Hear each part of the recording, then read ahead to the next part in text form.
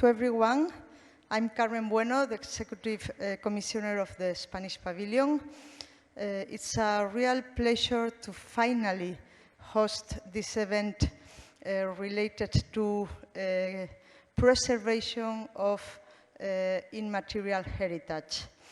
This is a project that started a couple of years ago from the hand of Nadia Vergy from Expo 2020.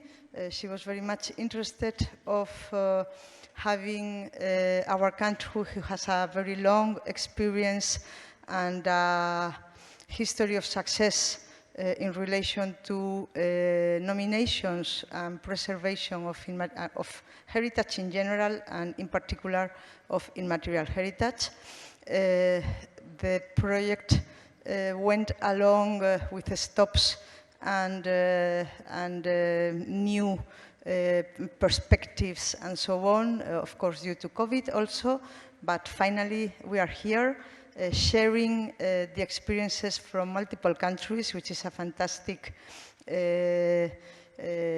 solution and a fantastic scenario.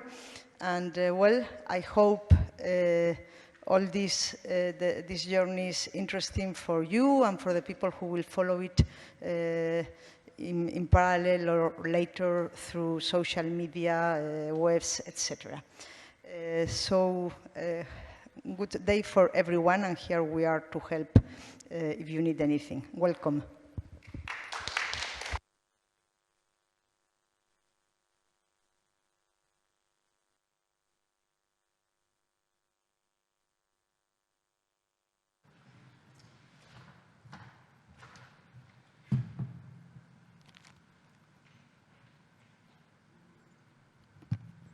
Thank you, Carmen. Good morning, everyone, and thank you for joining us today. We'd like to welcome you to our morning session for the program Listening Pause, which falls under the Expo 2020's Knowledge and Learning Week as we look ahead to Vision 2071. We'd like to extend our gratitude to the Spanish Pavilion, who are our hosts and co-curators for this session. This morning's speakers and presentations will explore the preservation and methodologies around intangible cultural heritage from different contexts. At a time of rapid and profound change in our socio-economic and natural ecosystems, intangible cultural heritage is more likely to dissipate at an increased pace. Without a rapid response, especially in regions represented in international safeguarding efforts, we might lose these valuable practices and knowledge forever. A listening pause gives the stage to those practitioners who are grappling with these questions in critical ways. At Alserkal Advisory, we develop cultural programming and establish cultural spaces that resonate with polyphonic identities and contemporary narratives. At the heart of Alserkal and our advisory practice, we challenge the conventional business practices and craft audience-specific public programs while assessing our impact on society, the environment, and local economies. In partnering with Expo 2020 to conceptualize programs under the Cultures and Conversation umbrella and this Vision 2071 event, we have thoughtfully brought together some of the world's leading thinkers from multiple disciplines to address and reimagine critical contemporary issues in the Anthropocene. I would now like to briefly introduce our speakers in the order that they will be speaking and then welcome them on stage for an informal conversation. Sara Gonzalez has been nominated by the Spanish Pavilion. Sara has a degree in art history and master's in advanced studies in social and cultural anthropology from the Complutense University of Madrid. Since 2020, she has worked as a technician in management of intangible cultural heritage at the Institute of Cultural Heritage, Spain, where she coordinates the committee for the drafting and monitoring of the national plan. Benjamin Rose has been nominated by the Seychelles Pavilion and is currently the Chief Executive Officer of the Seychelles Heritage Foundation, which focuses on protecting, preserving, and promoting Seychelles heritage, whilst developing sustainable cultural tourism projects on heritage sites. Nasser Al-Sakri has been nominated by the Oman Pavilion and is the Assistant Director of the Oman Ministry of Higher Education, Research, and Innovation Strategic Program for Cultural Heritage. He is also an adjunct assistant professor at the UNESCO Chair on Aflaj Studies, Archaeohydrology, at the University of Nazwa. And finally, last but not least, Gemma Carrera Diaz has been nominated by the Spanish Pavilion as well. Gemma has a PhD in anthropology from the University of Seville and is the president of the Andalusian Anthropology Association. She is also the head of the Ethnological Heritage Project at the Andalusian Institute of Historical Heritage and technical director of the Atlas of Andalusian Immaterial Heritage. First, we'd welcome Sarah to the stage.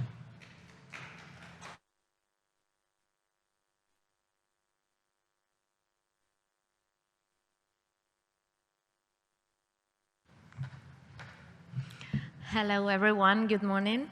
My name is Sara González. I'm an anthropologist in the Ministry of Culture in Spain, where I work in the management of Intangible Cultural Heritage, ICH. First of all, I want to thank Expo for the invitation to participate in this listening pause, which I trust will serve as an exchange of experiences between all of us, and also to the organization for their kind and efficient work. Well, the concept of cultural heritage has been expanding over the last century, going from considering exclusively the artistic and historical values of the assets to contemplating others related to ways of life, social practices, knowledge, techniques, and approaching it definitively to the anthropological concept of culture. Many of these assets are disappearing and being transformed due to the processes of globalization and homogenization, and although there is an international framework, legal framework, to protect the ICH, its spatial nature has caused intervention based on criteria and methodologies that are not always correct.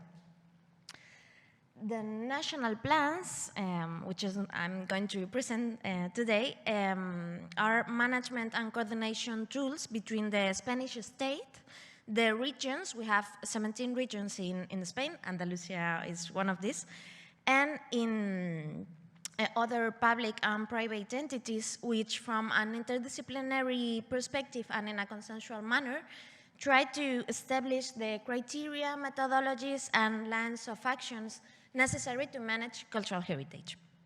Since the origin of the first for cathedrals in 1990, the 14 national plans for cultural heritage have been generated.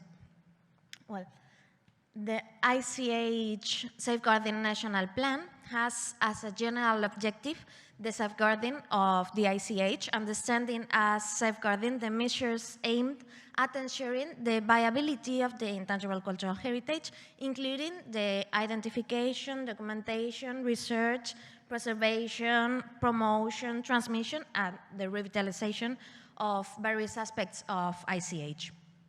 In addition, it has the following specific objectives and methodologies. First, establish agreed theoretical basis on the concept, characteristics, areas, and systems of registrations, diagnosis, and action on ICH in Spain. Prepare projects related to the identification, documentation, dissemination, and promotion of intangible cultural manifestations. 3, raise awareness in society and also in institutional recognition within the framework of cultural policies.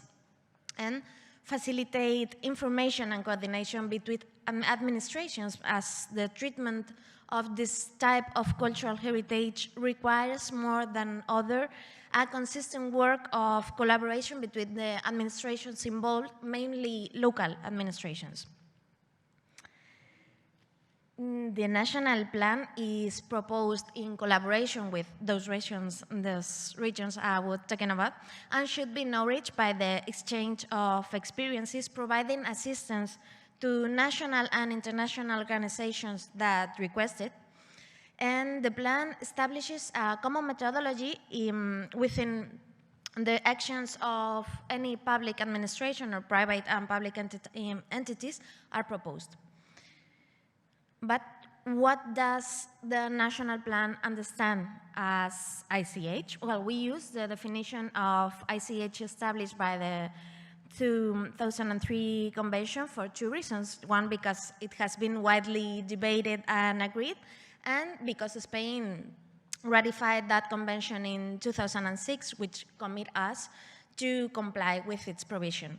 The intangible cultural heritage means the practices, representation, expressions, knowledge, skills, as well as the instruments, objects, and cultural spaces associated that communities, groups, and individuals recognize as a part of their cultural heritage.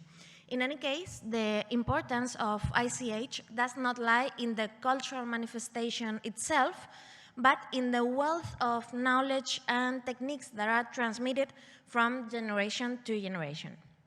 These actions and expressions must be compatible with intangible international instruments that protect human rights and with the imperatives of mutual respect between communities, groups, and individuals, and the principles of sustainable development.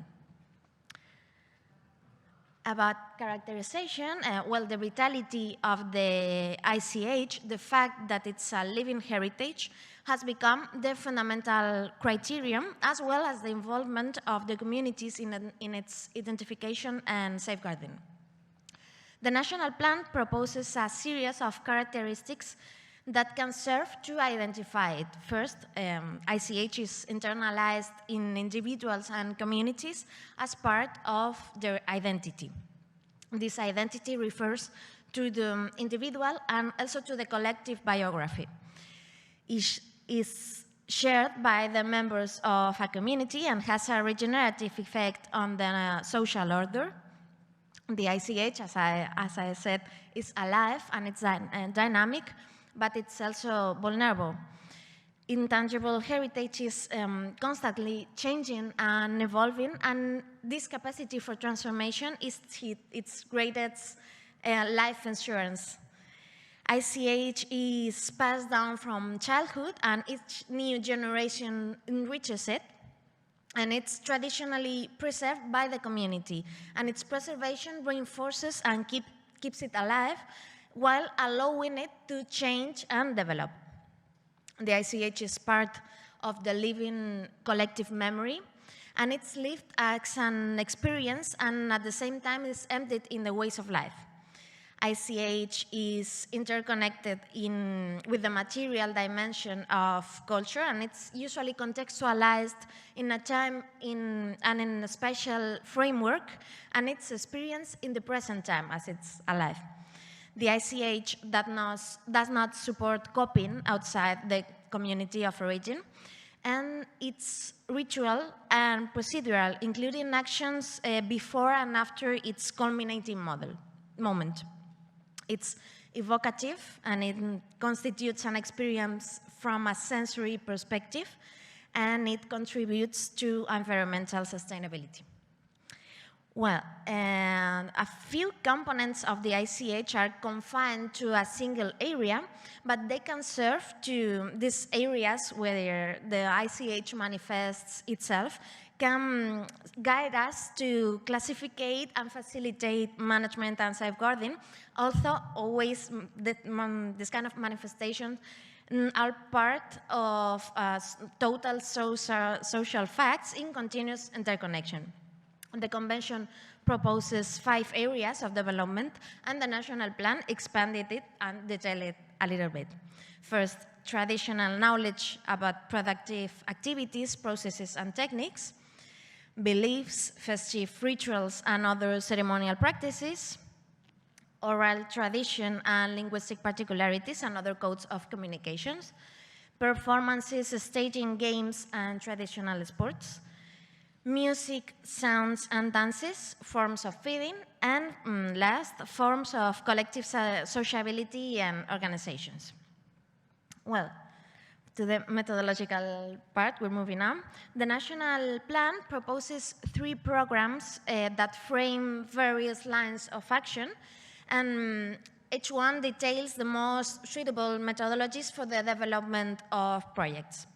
The first is research and documentation program as the most urgent and important measure for the safeguarding of the ICH is its identification and documentation with the participation of the host communities.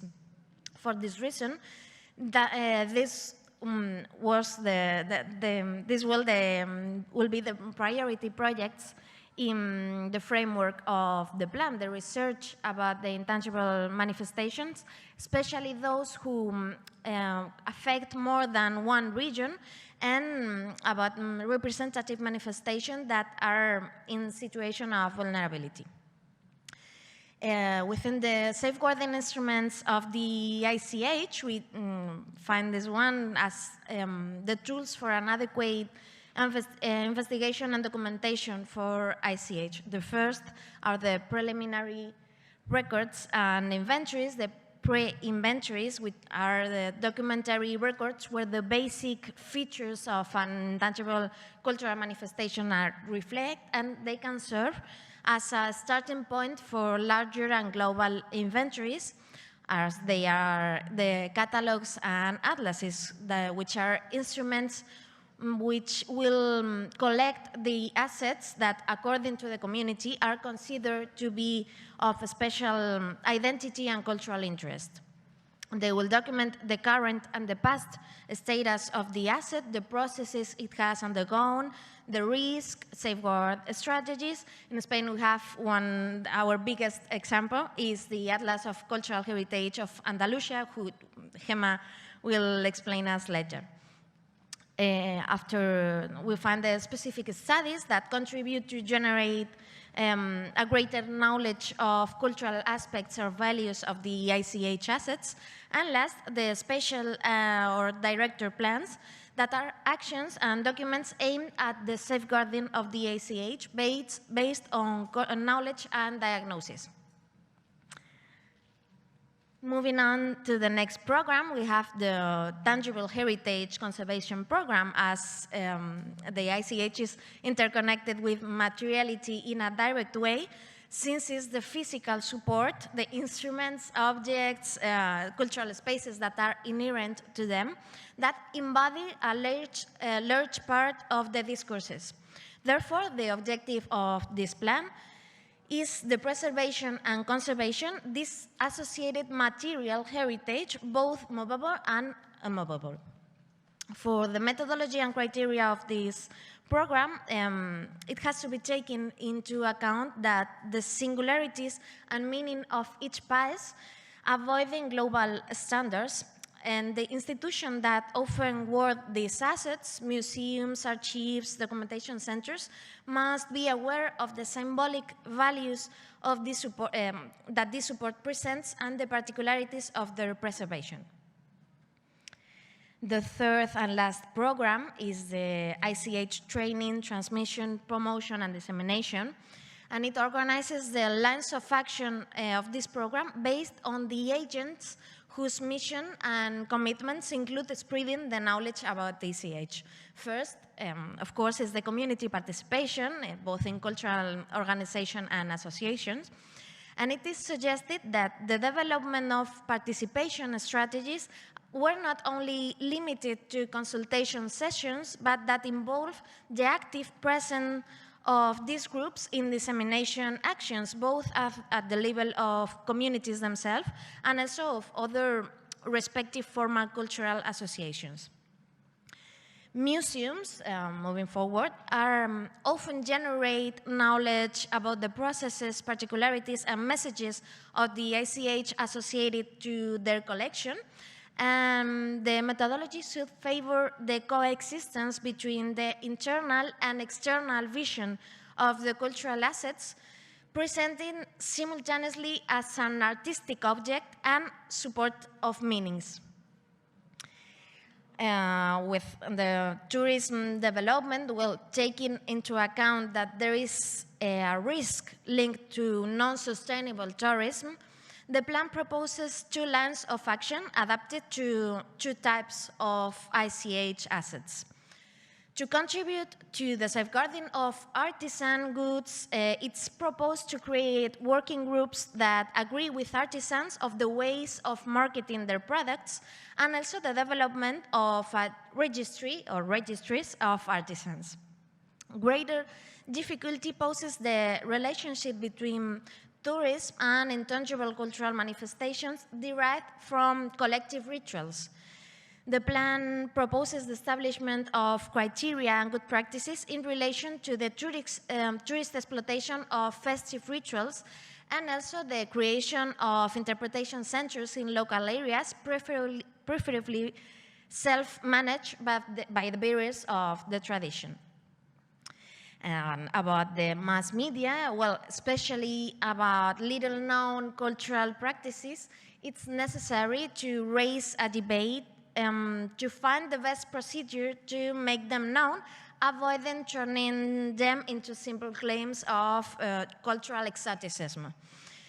The national plan offers a series of guidelines, among which are the need of contextualization, the rethinking of stereotypes, the guarantee of respect for the population, or the motivation to disseminate by the community itself. I think I'm adjusting for my time to recap all the things. Well, in addition to the numerous dissemination actions, publication, courses, intervention, the dozens of projects carried out within the framework of the ICH National Plan, I think are the best speaker of its principles and values. We make technical assistance for various ICH regional inventories, specific projects on various topics such as the role of women in the ICH, projects to disseminate ICH like educational resources for all levels of school, and the development, for example, of the photographic exhibition Intangible Heritage and Collective Memory, which has traveled through dozens of Spanish cities with great success. The national plan has managed to integrate the sensitivities and aspirations of diverse groups, from technicians, as we are, to the communities that generate ICH, where it has focused from the beginning. These achievements have been internationally recognized by institutions like the Centre Français de Patrimoine Culturel Immatériel, or the ministries of culture like from countries such as Portugal or Mexico, among other organizations. For the national plan, it's really a pride to be able to collaborate with other states in the safeguarding of the intangible cultural heritage, as well to improve our capacities through the exchange of experiences. Although our contexts are different, the problems we face are sometimes common, so we greatly appreciate the opportunity to share this journey with such relevant colleagues from all over the world. And shukran, thank you very much.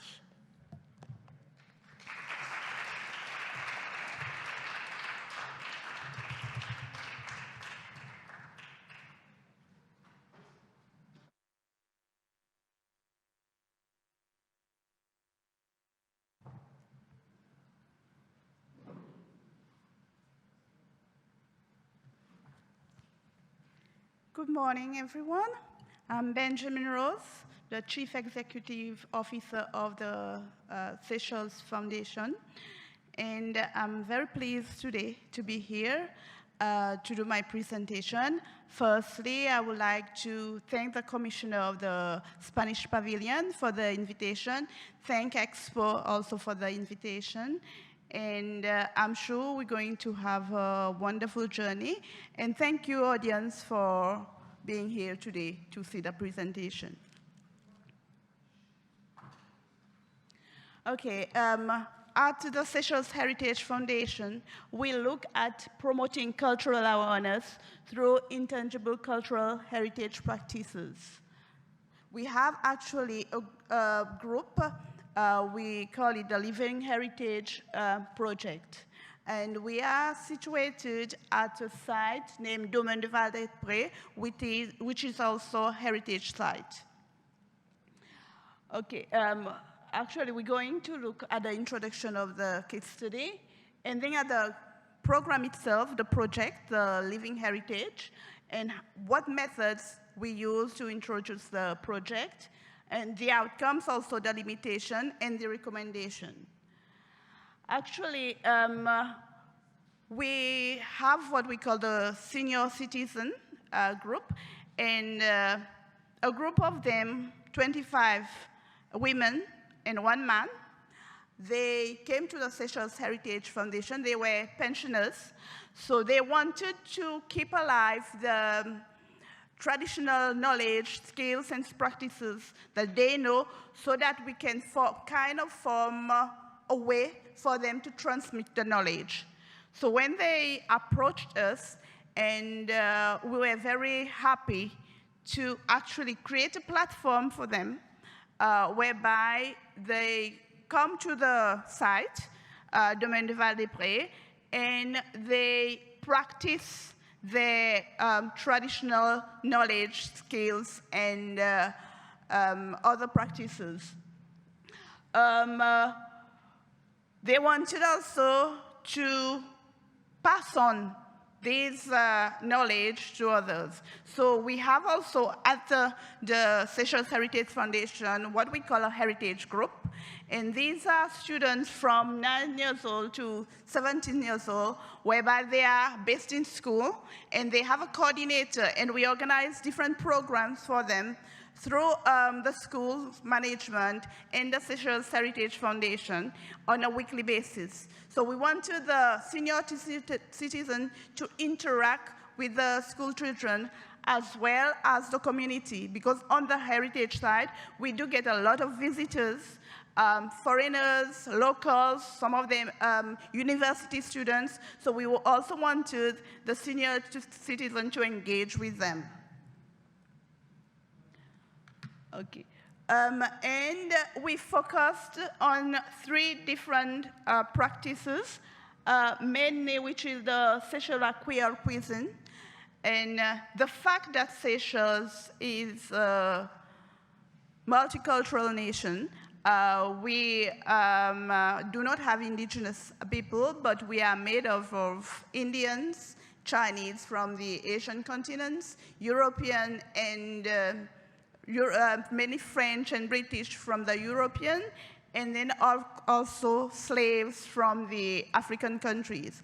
So our cuisine is really a mixture, a melting pot of all these influences, and we have what we call, we use plantains to make people from the Caribbean do have similar practices. They use a lot of cassava, a lot of plantains, a lot of fish. We're surrounded by the sea, so a lot of fish.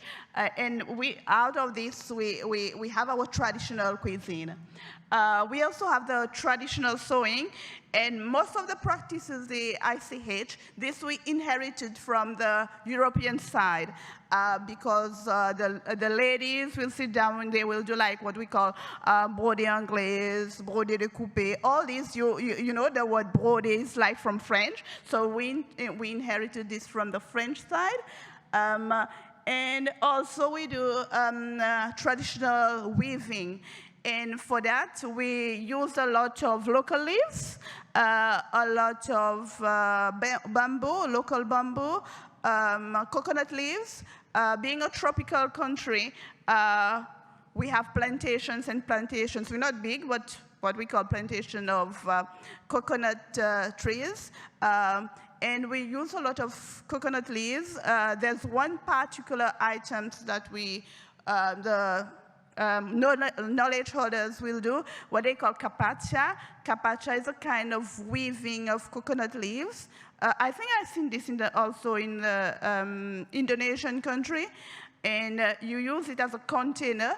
In the olden days, the people use kapacha as a container. When they go to the farming fields or when they collect their fruits, they will put that in the kapacha and they will bring it home. So it was a sustainable way of living at that time. Or did I do something wrong? Okay.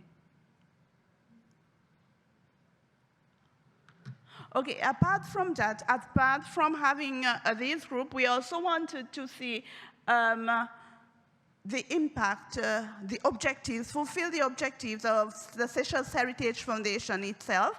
So we wanted to increase the number of activities on the heritage side because we do have a lot of visitors, and we wanted them to interact with the locals and also have more things to look at when they come to the site.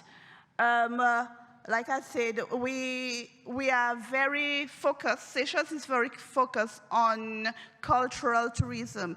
Actually, we are working very close with the Ministry of Culture to develop a wholesome program, a national program for the cultural tourism, because we feel that when the tourists come, right now, they are lacking the cultural experience. We wanted them to experience the authentic culture of Seychelles so that when they go back home, they can also promote and sell and acknowledge that they have experienced an authentic culture and take this back home to their family. We also want to safeguard and preserve the ICH practices. Seychelles signed the 2003 convention, and we feel that it is our duty also to safeguard these practices. And just to inform you that part of it is like we have the traditional dance, what we call the mucha, and very recently Seychelles have been the mucha dance have been put on the representative list of the Intangible Cultural Heritage for Humanity. And this is a first for us. Being a small nation, we're very proud, and we'll be going to present the Sega Dance Mucha on the 15th and on the 16th at the Jubilee stage and the Earth stage. So you all are welcome to come in and have a look. And also because the senior citizens, they are over 63 years old, they are pensioners, and we wanted to keep them engaged because, you know, when you retire and there's this you suddenly stop working and you don't have much to do, you need to, some of them get depressed, and some of them do not know what to do. So we wanted to keep them engaged and also, in a way, improve their social well-being, because we will see that they use the platforms for different things, not just for sewing, not just for doing traditional cuisine, but also for other things. Okay, what methods did we use?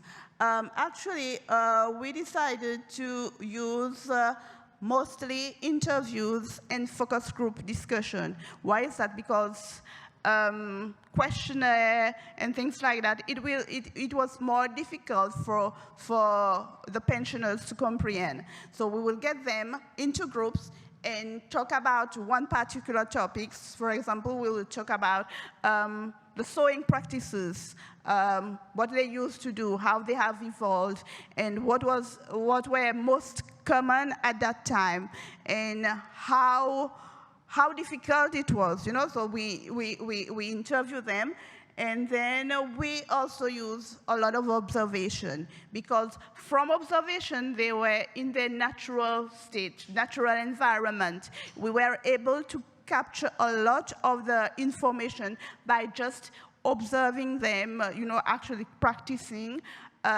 knowing their skills, knowing, also identifying who were best at what, so that we were able to group them in different practices. Okay, these were just a list of activities. Initially, we thought that the program will be for 6 months, because we had fundings for about 6 months. We say, okay, let's look at it for about 6 months, and then we may later decide what to do. But after 6 months, we noticed that it was actually kind of difficult just to tell the group, you know, like, go back home, we're not doing it anymore. because they wanted to come. It was something that they look forward to every week. They wanted to be there. So we sat down and we thought, well, even if we do not have fundings, we will carry on the program and find ways to carry on the program. So it went beyond the 6 months, and these are the activities. Initially, we have the live exhibition of the life of Mrs. Marianne Adrienne. She celebrated her 75th birthday, and something touched me because she told me, you know, I've been wanted to do an exhibition my whole life, and this is the first time I got the chance to put together all that I've done during my whole life. And you see, even if she was like 75 years old, she still wanted people to see what she has the ability to do.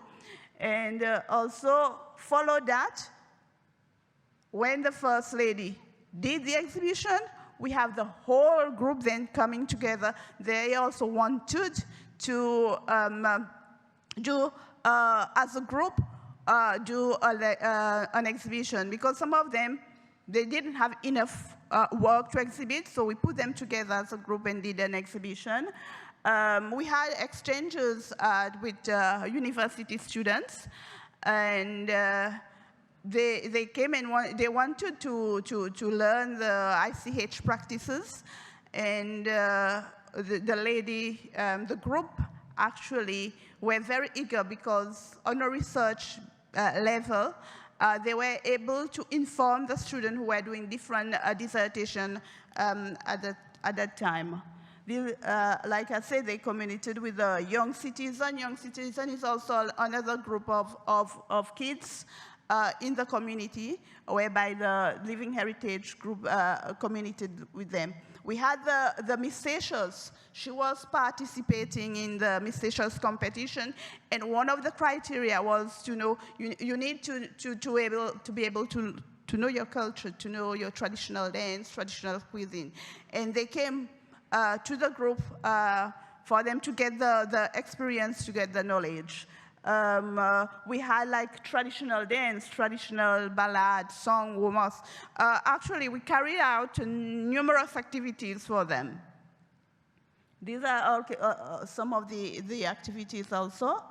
But unfortunately, the COVID-19 struck, and we have to limit the weekly activities because of the group. They were a very vulnerable group, and we had to stop the program. But they continue to call. They continue to ask, when are we coming back for the program? And we had to rethink the whole program all over because of this situation. So in this way, we see that a world pandemic, you wouldn't think that such an activity will actually affect the ICH, the transmission of knowledge in our local context, being only 100,000, like I said. And initially, you do not see the connection. But however, with the COVID-19, we had to stop everything. Okay, these are some of the activities in pictures. As you can see, we do have a lot of kids taking part. They learn. Now they are doing what we call the vacua bag, taking strips from the trees, the vacua trees, and doing traditional weaving. Some of them learn how to do traditional sewing. These are the activities in pictures. Okay, some of the girls also go fishing, fishing the local fish. Okay, what impact did the program have on the senior citizen? we see that they were very engaged and their confidence build. Some of them which were very, very shy initially, they would sit in their corners and just do their craft. We saw that they start engaging with others, you know, talking and become more confident. Like I said, one particular example was the exhibition by Mrs. Adrienne, and some of them actually started receiving orders from clients who will come on the site. You know, they get orders to do like purses, hats, traditional hats, which were like dying crafts at that time. So people started to appreciate their knowledge and see what they were doing, and they get orders. So in a form, they were having a little revenue on the side. The platform was also used for social interaction and engagement. Many of the pensioners, the senior citizens, they will organize their spiritual masses while they were doing their sewing, and they will get engaged in other forms of activities like walks in nature, you know, meditation, these forms of things. And there were a whole improvement in their social well-being. This was very observant. Okay. We also noticed there was an exchange between them, exchange of the traditional knowledge of practices. Some of them which were very well-versed in traditional cuisine, sexual cuisine, would go over to those doing the traditional sewing and learn, learn these kind of practices. So there was always this learning taking place. Oops, again. Okay, these are some pictures of the activities that they did. You see, they went for walks, they went for church gatherings, sewing, dancing the famous Kamtole that we had. Okay, now we will look at the impact on the students. We had about 75 students who took part in the activity, and surprisingly, 100% of them found the activity to be very important. Some of them, they've never in their whole life cook a traditional meal or do a traditional sewing. So probably because the environment, because now we have a lot of flats in Seychelles, the environment was not conducive for them, or their parents themselves didn't have the know-how of these practices. So the interaction allowed for this transmission of knowledge to take place. And we also found out that about 30 to 25% of them wanted to learn more, to extend the program, because they wanted to know the basic knowledge of these traditional crafts and practices. Somehow, okay, sorry about that. They wanted to know the traditional craft and practices on a longer term, because they wanted to eventually have their own little business, incorporating their own creative style to it, and coming out with a unique product that they can sell to the tourist. And they were also very fascinated by the talks among the senior citizens when they were recounting how they used to live. Some of them were like totally surprised. I can remember one instance where a lady was explaining now how courting was done at that time. How they will court somebody, and somebody have to come to their home and ask the permission of the parents in hand, and you write letters, exchanging letters. And they were like totally surprised. They said, no, it couldn't have been, because now if you want to meet somebody, you can meet them online. For instance, you know, you can communicate via Instagram, text, and so on. How was it possible? How could you live that like back then? So some of them were like really, really, really surprised. Yeah, these were some of the activities, them learning how to drum, learning how to do the coconut, grate the coconut, remove the husk and cut it, and you know, like to drain the coconut milk from when you have grated it. They didn't know how to do all this. I see some ladies like nodding, like they are identifying with our ICH, yes. Okay, impact on the community. When we look at the community, because the program started to get visibility, we put it on the website, and we got requests from the community for our participants to participate in other workshops. We will see them going to districts, doing activities with different districts on Mahe, especially for the traditional dance and the traditional craft. So they were engaging in other practices, in other projects with other communities. Actually, through the program, the National Broadcasting Television of Seychelles contacted us. Now they wanted to have similar programs on the national TV.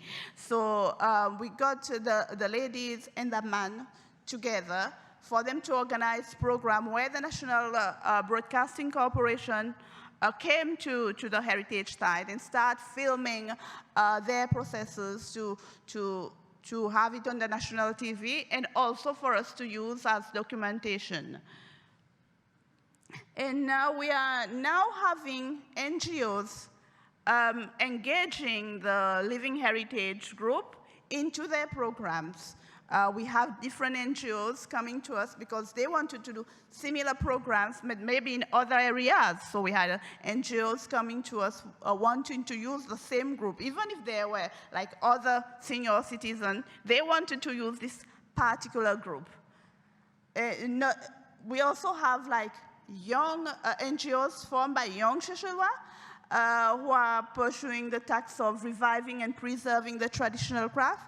They actually went to the places of the different senior citizens and get them engaged in their program, such as storytelling, dancing, song, so on and so forth. Okay, these are some of the activities. The last picture over there is what we have like baptism of the tradition of the doll. I don't know if they have this in other countries. Like when a child will receive a doll, we will do a serenade. Like it's a party, like you are baptizing a real child, it's a party. We will baptize the doll and do a serenade and sing traditional song. And we'll have like a priest coming. The ritual is to have a priest coming in, not a real priest, but somebody will impersonate a priest and come and baptize the child. And all the small kids will go and kiss the doll. And then the one who has the doll will like be the one carrying the doll throughout the whole day. And then it will end with a traditional dance, what we call a kamtole, up until like 8 and so on and so forth. This was a very common practice in the olden days, you know. All the child wanted their doll to be baptized. And the parents have to organize something, what we call the serenade and a bal associé. A bal associé is something where we put money together in a pot, and to fund the party for that particular purpose. Okay? Okay, what were our limitations. Actually, like I said, we didn't have sufficient funds. The funds are not always enough. And because we wanted to involve other kind of practices, but we didn't have any funds. And also the commitment of the senior citizen.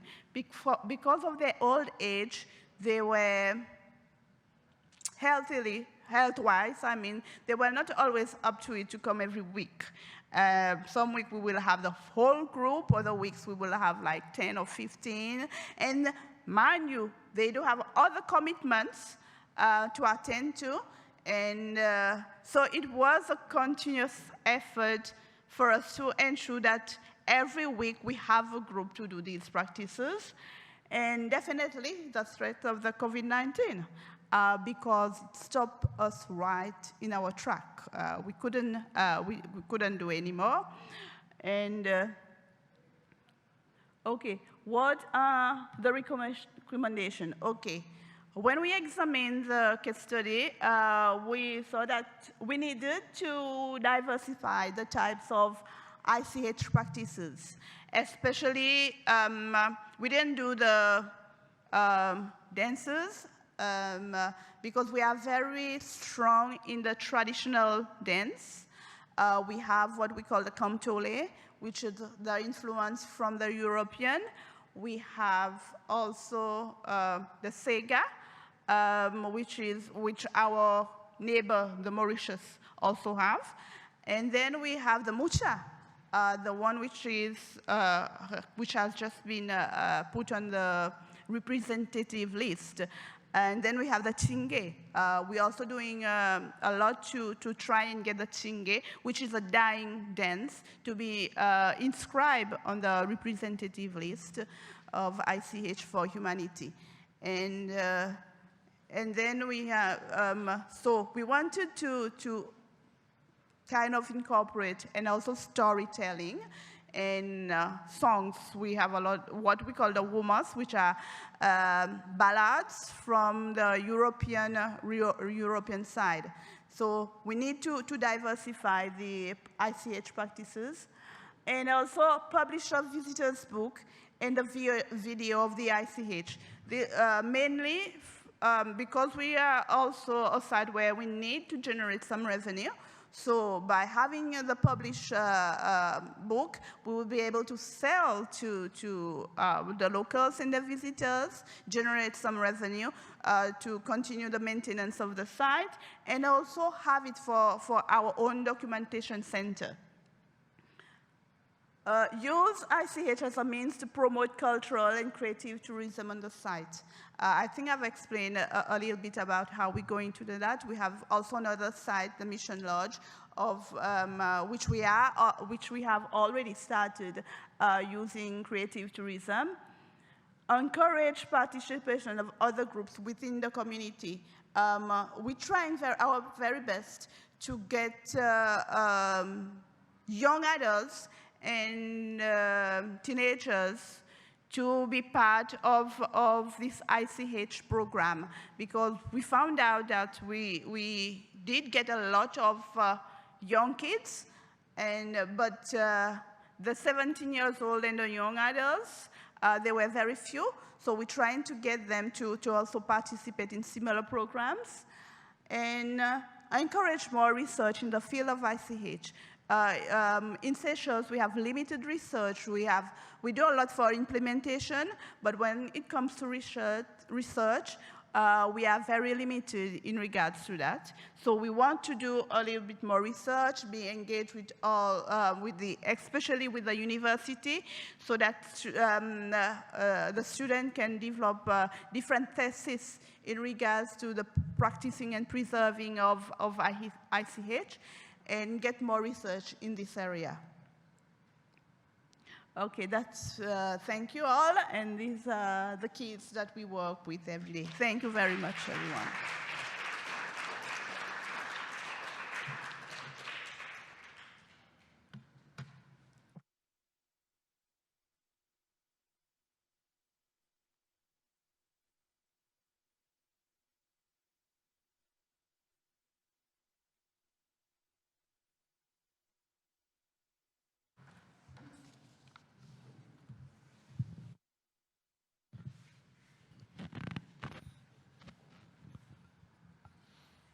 Assalamu alaikum. Good morning, everyone. First of all, I would like to thank you, Expo organizers, for inviting me here, and also thank you for Spain Pavilion for welcoming us. I came from a rural Omani village, which is located in the heart of Oman. And during the season of harvesting palm trees, which done in the summer, people gathered and engaged in work with love and passion. There were traditional songs that people sang and that made work done with cooperation and ease despite of the heat of the weather, which approached around 50. Those songs stick in my mind forever. It's wonderful to see all of you here today. Let me introduce myself. My name's Nasser Al-Sakri. I'm an assistant director at the Ministry of Higher Education, Research, and Innovation.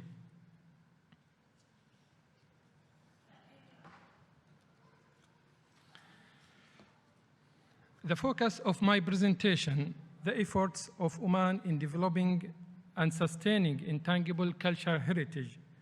And during the next 20 minutes, I will be looking at experience in Oman in taking care of intangible cultural heritage through a strategic program for Omani cultural heritage.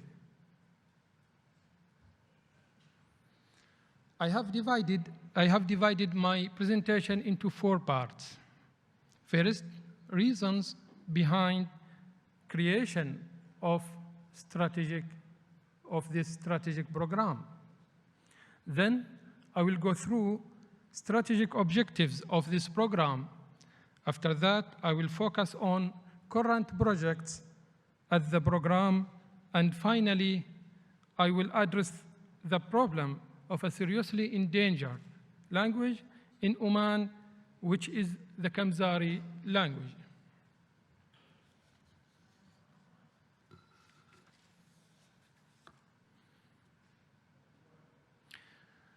Before start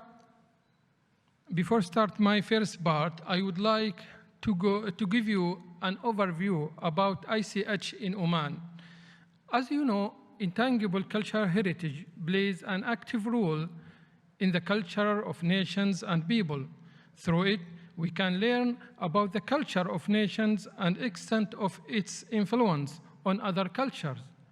The intangible heritage is the real inspiration for understanding behavior of people and their interaction with their environment. The Sultanate of Oman has diversity and richness of ICH, and it has been keen to preserve it as a reflection of the importance of this valuable heritage in the contemporary development movement that the country is witnessing. Oman is paying a great effort to protect and preserve its cultural heritage. Oman also drawn attention to the importance of this aspect as it ratified the International Convention for the Preservation of the Intangible Cultural Heritage by Royal Decree number 56 in 2005. The Sultanate of Oman has succeeded to enroll 10 elements in the representative list of the ICH of humanity in the UNESCO. It's worthy of mention that some of these items or elements are shared by other countries.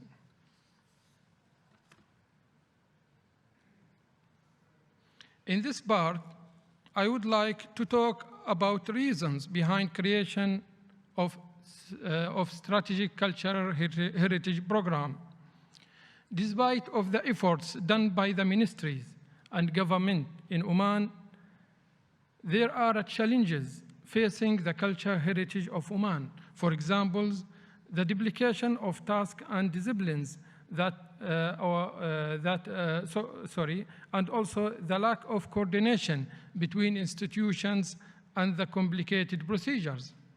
Therefore, there was a necessity of creating a research unit based on Omani cultural heritage, studies and research to document and classify the cultural heritage as well as theoretical and practical academic studies based on cultural and economic sustainable development. The foundation of the program was after conducting a fact analysis through a SWOT analysis and doing many workshops and local survey. The SWOT analysis focused on the analysis of cultural heritage management in government institutions, academic institutions, and civil organizations. This has clarified the strengths, weaknesses, opportunities, and threats of cultural heritage.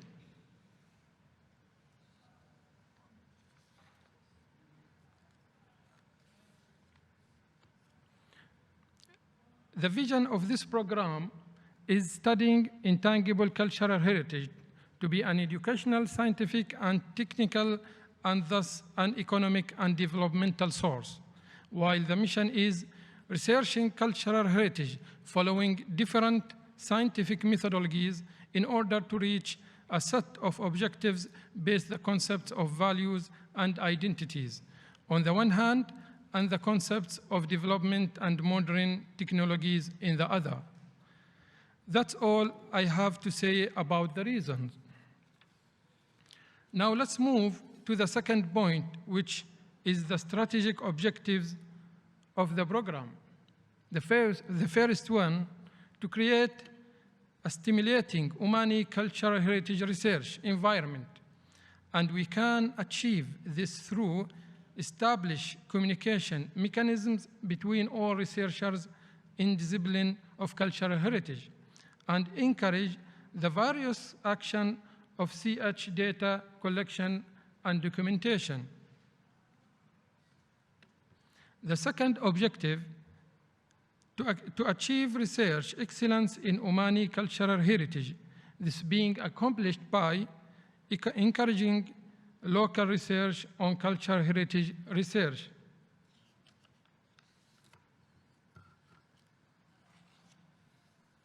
Third objective, to build Omani cultural heritage research capacity.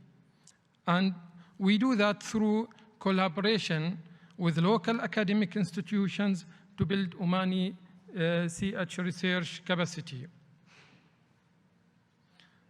Last strategic objective, to transfer knowledge and acquire values. This done through promoting community awareness of CH and marketing CH materials in and out of the Oman. This is the end of the second part, and let's turn on the issue of the third part of my presentation, which is talking about current project at the Strategic Cultural Heritage Program.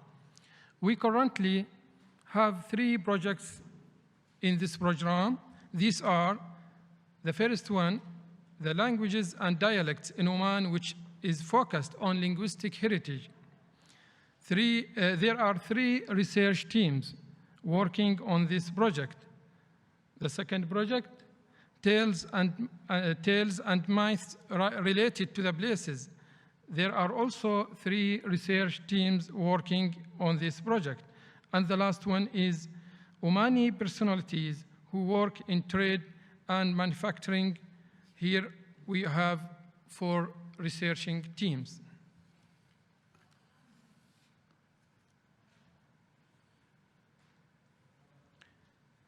Now I'm going to shed light on linguistic heritage program or project, sorry.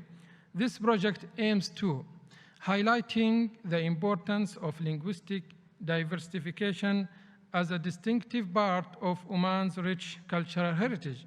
Also, encouraging work and research on Omani dialects and the endangered languages spoken in Oman. This project has 3 researching teams, as I mentioned. The first one is the documentation of the Kamzari language spoken in Oman, which I'm going to talk about it.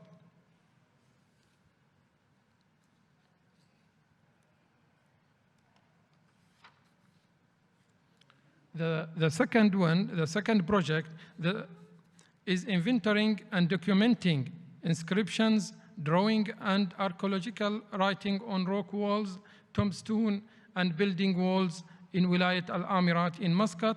The third project is a lexical study about the agricultural teams in dialect of the people in Ar-Rostaq. This is the end of the third part, and let's go to the last one, which is about the documentation of the Kamzari language spoken in Oman, which I have chosen to talk about it as a case study. This project aims at recording and preserving one of the indigenous languages spoken in Oman. Here's some information and background about Kamzari language. Kamzari, it's unwritten language, it's only spoken. Today, the language is only spoken by around 4,000 inhabitants of Kamzar. Kamzari is an Arabic-Persian mixed language, and it's genetically affiliated with both Indo-European and Semitic language families.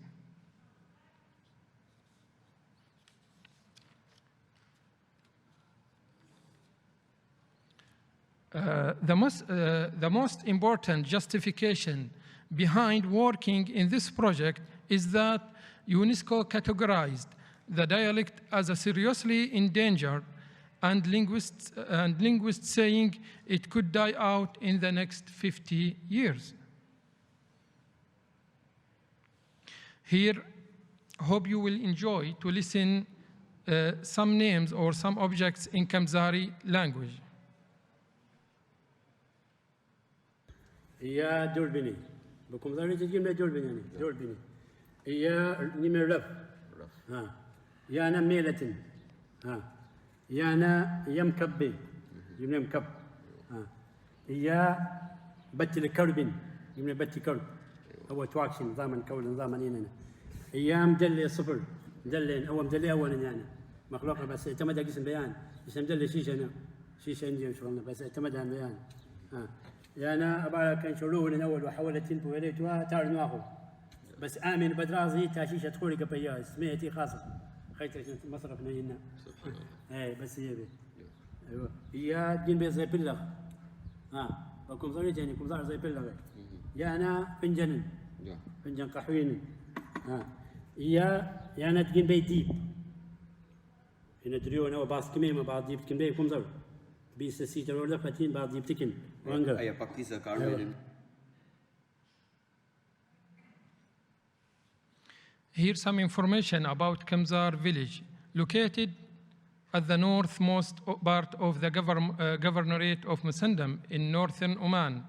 The coastal village overlooks the Strait of Hormuz. Geographically isolated from the surrounding region, surrounded by steep jagged limestone mountains from 3 sides and the sea from the one.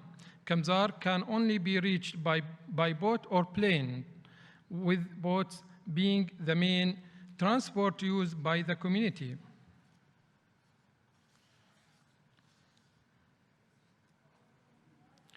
There are many outcomes expected out of this project. These include providing data for researching studies can be done by fellow future researchers like in linguistics, anthropologists, historian, etc. Number 2, a thematic Kamzari Arabic dictionary using a special Kamzari orthography developed by the team. 3, folk tales and children's stories in Kamzari, preserving ancient story of the indigenous language for the young generation. Data collecting or data collection was achieved manually through prepared by the team and covers different themes related to the life and culture of the Kamsari people, and fieldwork, Kamsari speakers conducting interviews with Kamsari informants.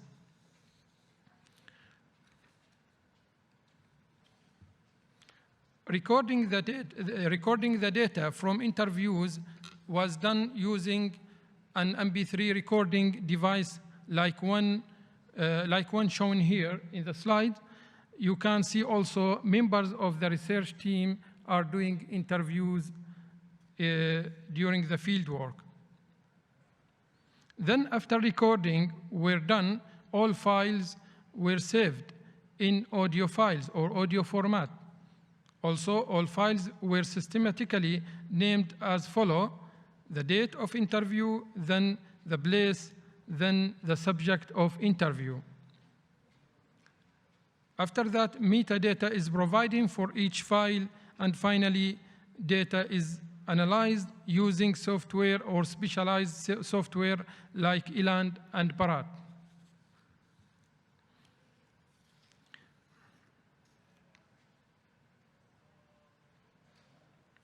The team has developed a special Arabic-based orthography for the Kamzari language and special keyboard. The Kamzari Thematic Dictionary is developed using a field linguist's toolbox. This program is designed to help linguists manage and analyze linguistic data in addition to publishing dictionaries and text in an online format. Here, a short video about the project fieldwork.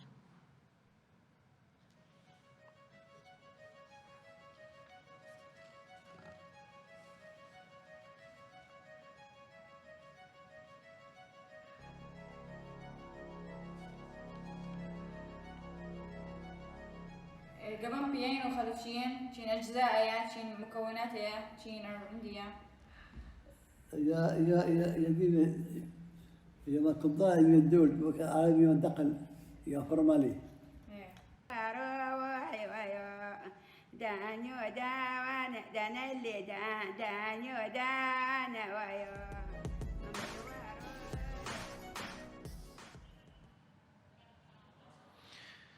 The project has real significance to the Oman as it helps preserve important traditional knowledge, languages, carry their speakers' culture and their experience that they preserved and transferred from one generation to another since centuries.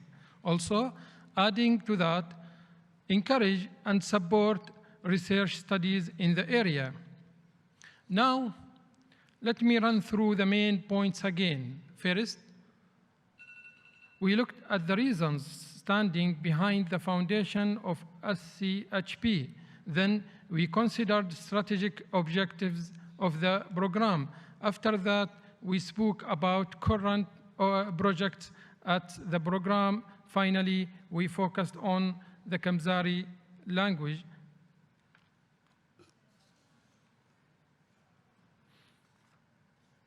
At the end, let's put the nuts and bolts together.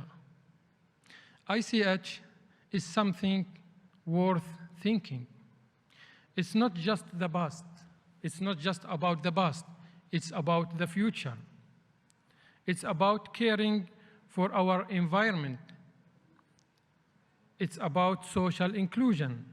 It's about the economy. It's about me. It's about you. It's about future generation. Thank you.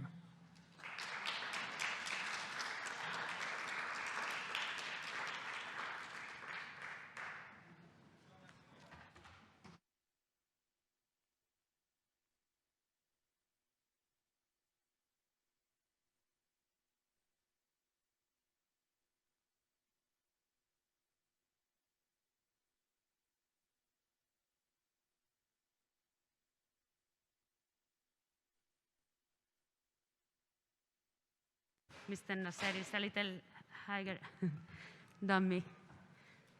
Okay. Hello, everyone. Good morning. My name is Gemma Carrera. I am an anthropologist and I work at the Andalusian Institute of Cultural Heritage.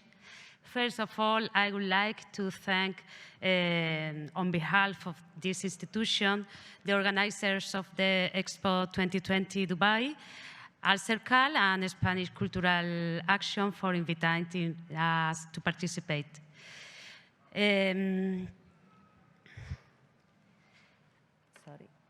Okay. The Andalusian Institute for Cultural Heritage is the scientific body of the Ministry of Culture of the regional government of Andalusia that works on cultural heritage. It is a leading institution in the fields of research, documentation, restoration, dissemination and training of cultural heritage.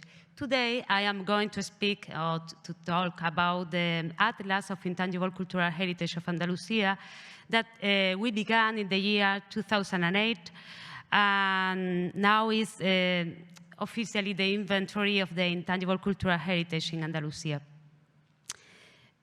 From the definition of the ICH of UNESCO in the 2003 convention, I would like to highlight some aspect that makes us understand what we mean by intangible cultural heritage. I think that intangible cultural heritage, we have to focus in the social process and not in the object produced. I think that we must preserve to ensure the continued activity of a community, we have to preserve the process, the social process. Managing and documenting ICH means dealing with a renewed idea of safeguarding. We are not talking about absence of materiality. We are changing our focus, and putting it on a process over the objects, on the dynamism and change versus material preservation, on representativeness and identity over the excellence. There are a lot of threats or risks that affect the intangible cultural heritage. UNESCO has systematized them with in several categories of risk. I have highlight this kind of risks for intangible cultural heritage. The general objectives of the Atlas of Intangible Cultural Heritage that, as I said, we began in the 2008, in line with the UNESCO Convention for the Safeguarding of the ICH, are to identify, document, research, transmit, and revitalize the intangible cultural heritage of Andalusia, that is a region situated on the southeast of Spain, of the Iberian Peninsula. For the achievement of these goals, we use an anthropological methodology, working with participatory techniques capable of generating a network of partners during the registration phase and further. The territorial atlas area of action is a representation of the entire territory of the autonomous community of Andalusia, comprising 8 provinces and 771 municipalities grouped into 62 supramunicipal entities. We have used a regional division of Andalusia, non-administrative one, but geographical and historical cultural factors have been taken into account, as well as functional factors and recent territorial planning and articulation. Representative elements of each region have been selected. The inventory is open to new and constant extensions thanks to the social participation. We have organized the project in several work phases. during the registration phases 1, 2, and 3, we approached different areas of Andalusia, respectively. The phases were annual to cover the entire ritual and production calendar. Atlas, we have a phase 0, a preliminary collection of information and thematic and territorial areas of study. And this is like a pre-inventory of the atlas. And then we began the field work with the phase 1 and 3, phase of registration. And we studied in different areas of Andalusia. In the 2009, we worked in the mountain areas. In the phase, in the 2 phases, we studied the countryside, Guadalquivir Valley and Eastern High Plateaus. And the last one, we worked in the metropolitan areas and the Andalusian coast.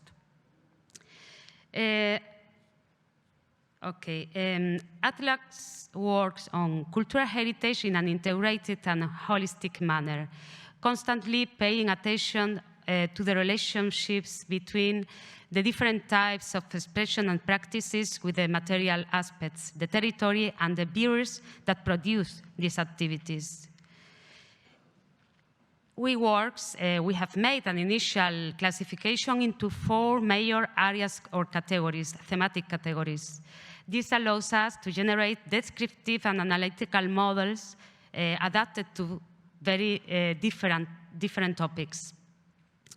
Some value criteria have also been taken account in the selection of the elements integrated in the atlas.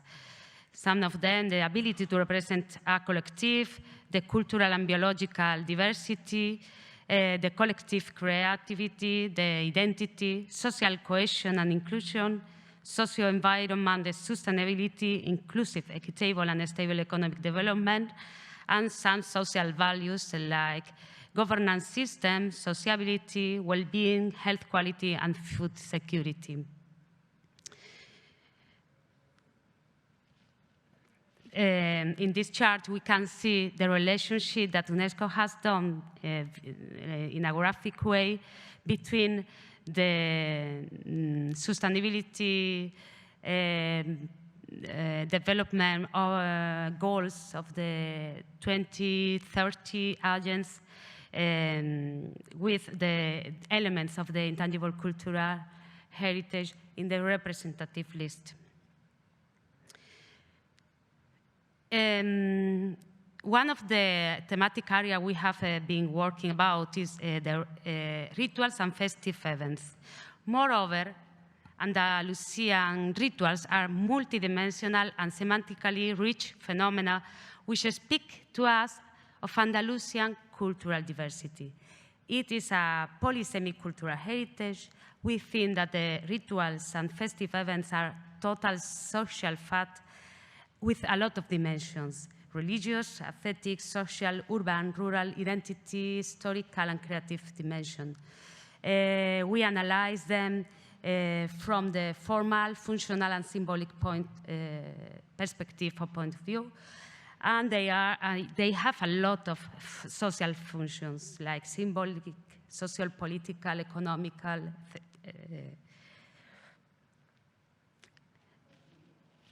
One of these is how they can promote the social cohesion. There are a lot of examples of the festive rituals in Andalusia. And the other thematic area we have been working about is the traits and knowledge. We can highlight some aspects of this thematical area. We include here everything that implies a know-how representative of a social collective and that manifests itself in practical or symbolic sense. knowledge, techniques, or economic activities of production and transformation, skills, abilities, symbolism, use, and process related to agricultural, livestock, forestry, fishing, extractive activities, transformation and system of exchange, and donation. The design of the data model of the thematic area of trace and knowledge is very complete, and it is oriented to the realization of a correct ethnography and to the analysis of values and risks of the activity for the correct elaboration of a safeguard plan.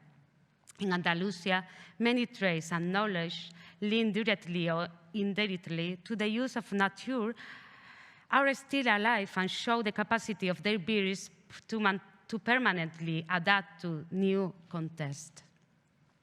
Being a lime maker, farmer, salt maker, potter, fisherman, ceramist, carpenter, cheesemaker, godder, cork maker is not only generating high-quality products and knowing how to do it in a very precise way. It involves a set of knowledge, experiences, learning, and that are acquired over time and that transcend to productive process itself to reach other spheres of life. It is a way of seeing and understanding the world, and for this reason, it's often impossible to do without being one. There are a lot of examples of this kind of thematical area in Andalusia. Some of them are related to the textile activity, metal processing, glass blowing work, ceramic, pottery. One of the other thematic areas is the oral tradition and expressions. Oral expression and oral tradition have been included as well as traditional theatrical performance and staging, musical and dance manifestation, games, stories, legends, romances, mainly transmitted orally.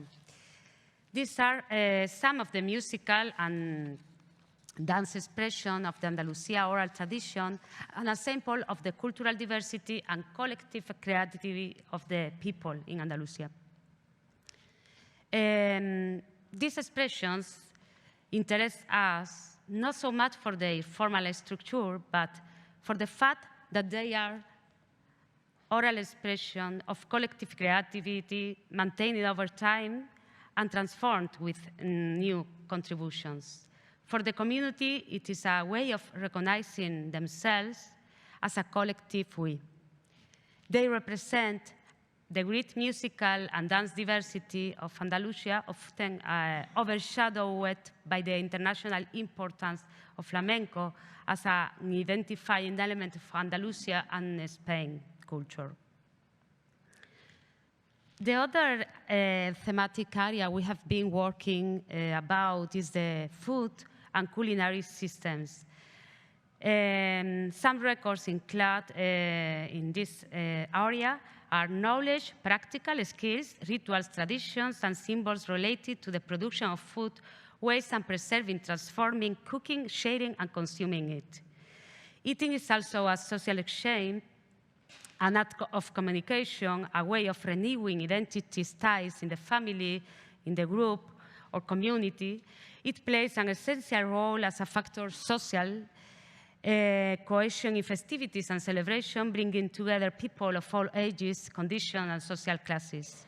Women play a fundamental role in the transmission of skills and knowledge related to food in Andalusia, safeguarding culinary techniques, respecting seasonal rhythms, and transmitting the values of this element, cultural heritage, to the new generations.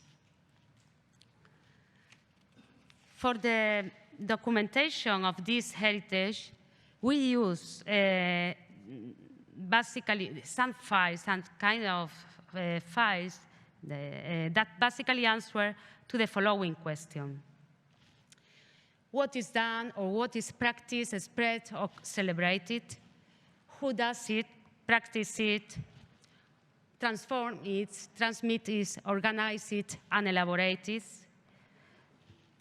what objects, this is the relation with the material aspect of the intangible cultural heritage, what objects they produce or in which places or spaces, how do they do it, from whom have they learned it, how they transmit it, why it's important for whom, when and since when do they do it, and how do they transform it, what risks affect them, what safeguarding measures have been adopted or proposed.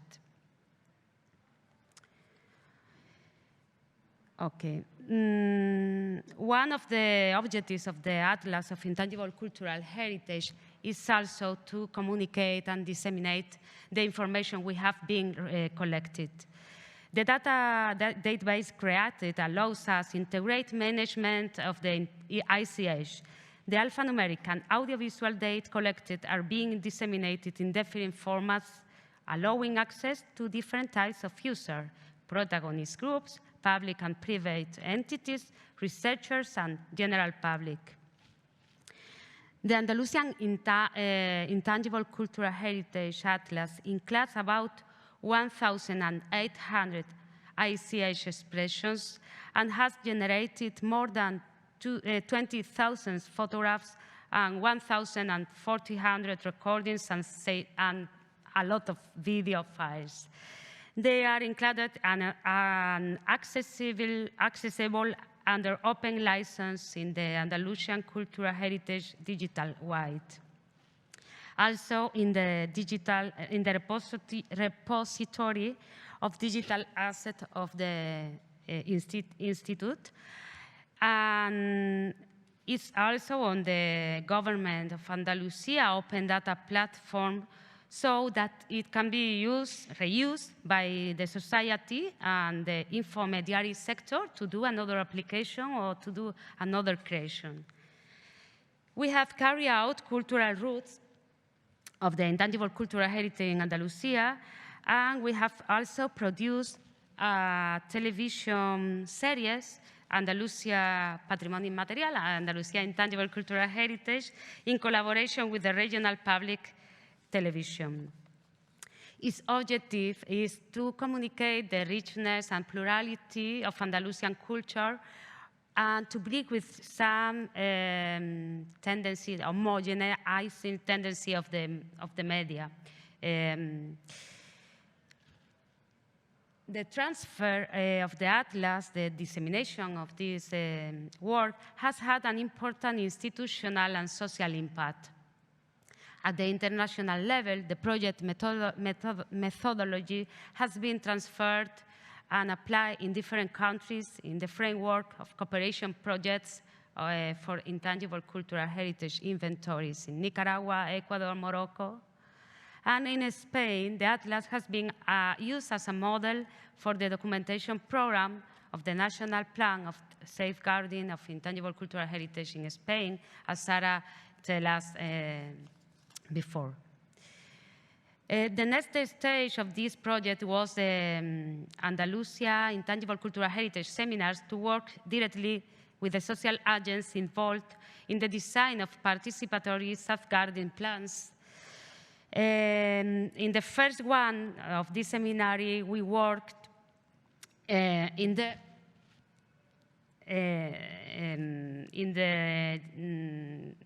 area of the agri-food and fishery production expressions. Our objectives in this case was to elaborate the first recommendation for the safeguarding of intangible cultural heritage related to this kind of production activities and expression around it.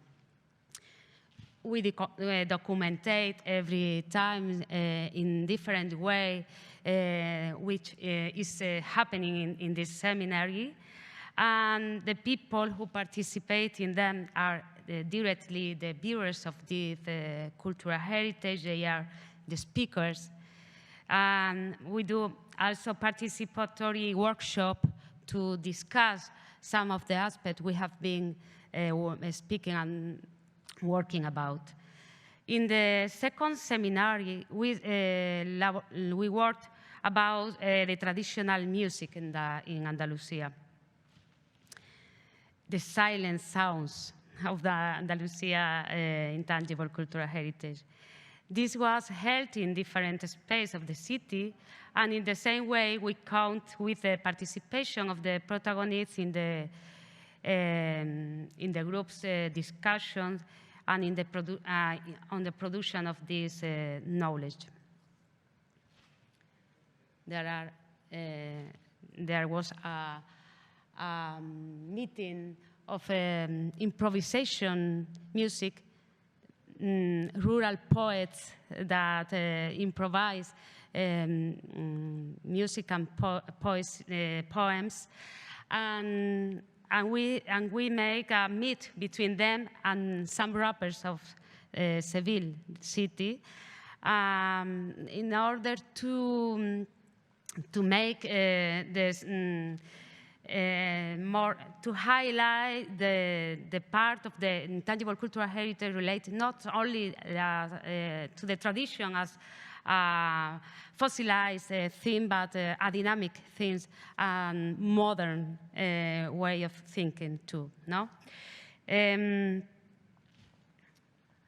we did also a group discussion with some women of Andalusia that protagonized some kind of musical expressions.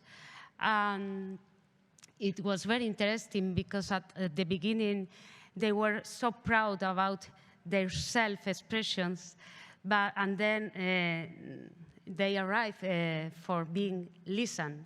But at the end, they listened to the other people who were there and who they were learning about the cultural diversity of our region, of our Andalusia territory, and they were so interesting that at the end they visit themselves in the other spaces.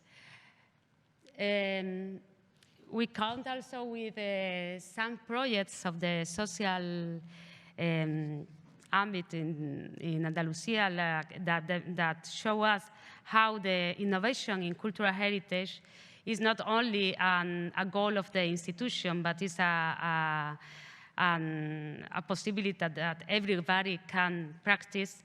And the one more interesting example of this is, for me, Anthropoloop's project. And we have been so lucky today because we are going to listen to Reuben Alonso. It's very interesting how the mix of different traditions, musical traditions of the world can be used to create a new musical expression. So, for finish, we are in the Spanish pavilion, whose motto is constantly intelligence for life. And I would like to propose that intangible cultural heritage as a social construction in continuous transformation and resignification can be understood as a heritage for life.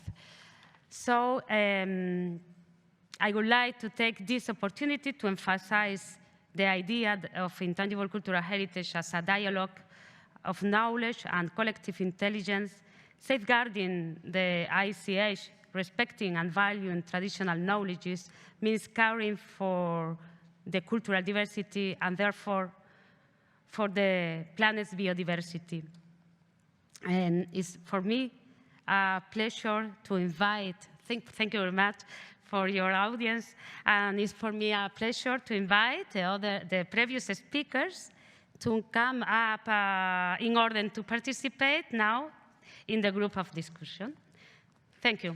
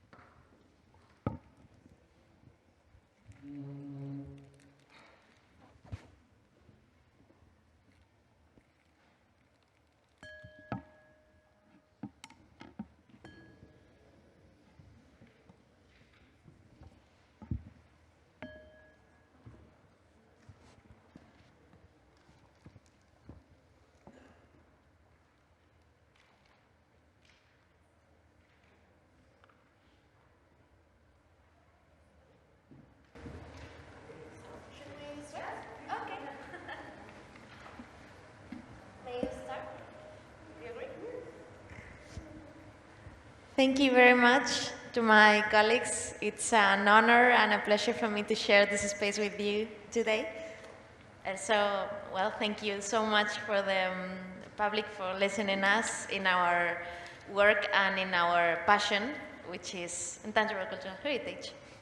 Well, to start, I would like to highlight the social impact of international, intergenerational exchange that Benjamin told us in their project, which is one of the bases of ICH. And I think that experiencing the handcraft sharing, they also share many things, moreover, especially related to language, and some terms maybe are out of the language, the current language of young people. And I think it would be the same case in language heritage project in Oman, which has been carried out because the transmission of language also allows to transmit ways of thinking. I think another rhythm, another, well, the importance that you give to things differently that we make currently, I think. And I don't know if you have experienced that intergenerational sharing in that way too, that maybe kids or little people can teach their parents that generation in between some words or some knowledges they have learned from the elders. Once again, good morning, and thank you, Sarah. I think it's very interesting that you noticed, both me and Mr. Nasser, we have this language that is endangered. And the fact, I also noticed, actually, I also put this down on my paper. And what we have done in Seychelles, just to specifically in languages, we have, for some years now, we have what we call the Creole Dictionary. And this helps also in the safeguarding and also transmitting the language in terms of linguistic. And we even went further than that. We have an online app named Éplez Bien, spell right. Éplez, which is spell, bien, which is right. So, so the whole community and even international community, they have access to this app so that if they want to learn the Creole language, so they can get access to this app and learn the Creole language. And I think maybe this is something that also Mr. Nasser can you know, look at and maybe to try, because I noticed they only have 4,000 people speaking this language. We have 90,000 or 100,000. We thought that it was endangered, but 4,000 it can be gone in a few years. So maybe that is one way they apart from documentation, this is maybe having an app, an online app can help to preserve the language. What you said about the intergeneration and the younger kids teaching their parents, this is equally right. We also found that when the kids, when they came to attend this program, they went back and actually discussed with their parents, and they found out that some of their parents, they don't know they don't have the know-how, and they actually learn from their kids. And at one point, what was really interesting was when the kids actually come back, some of them, their parents, a few of them, their parents come back, not necessarily while the group was in session, but they come back on their own also to have a look of what their kids were doing. And this creates like a ripple effect at the end of the day. Thank you. Thank you.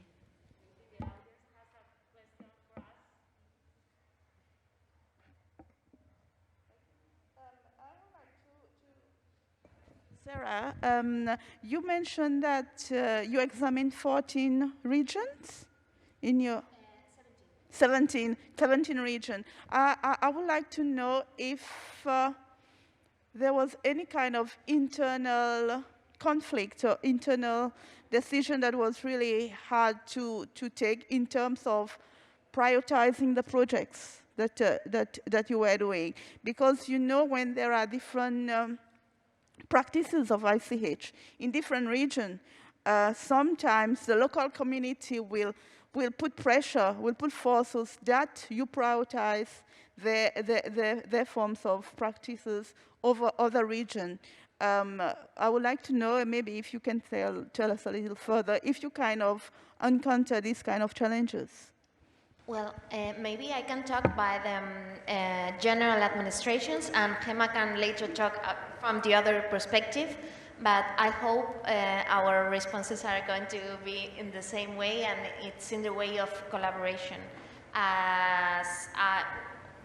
Since I'm related to this kind of things, the attitude of every region representatives and specialists in ICH has been always to share their experiences and to share their knowledge and strategies to other regions, and also to the general administrations, to make their colleagues improve their practices and their techniques to safeguard ICH.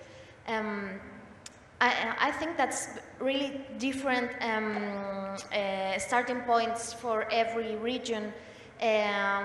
As well, for example, Andalusia is really huge in Spanish territory, and there are always little regions too in Spain who has just one province, for example. And even if the situation is different and the cultures are diverse in Spain, they have always the attitude to understand each other, and I hope that even there always is a conflict, and I am not afraid of conflict in that terms, because I think it's a growing strategy.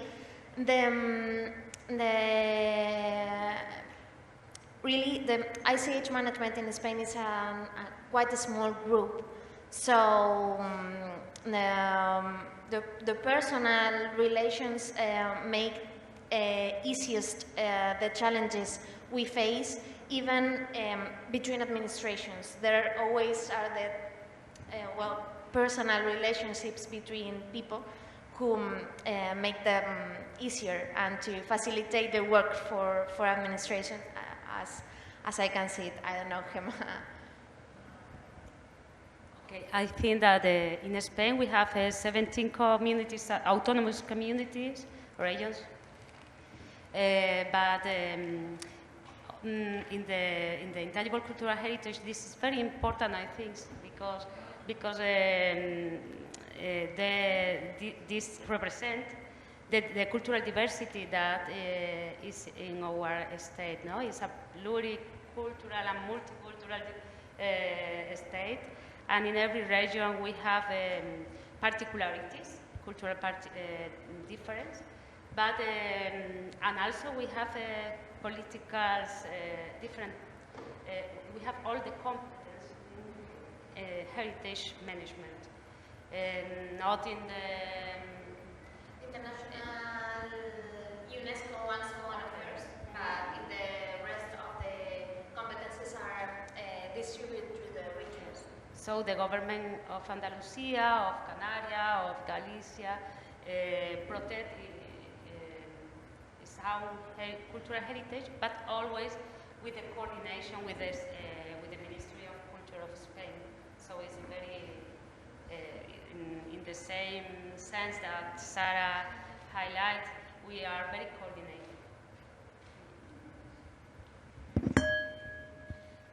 Yeah, thank you. I would like also to say about more about our experience in ICH through our program, strategic program. So I focused on the one project, but the another two projects about the about the personalities and places related to some narrative or stories. It's very, very important and interesting. We have a lot of places in Oman, attraction places, related to a story or legend related to this place. So now we are thinking how to make this place,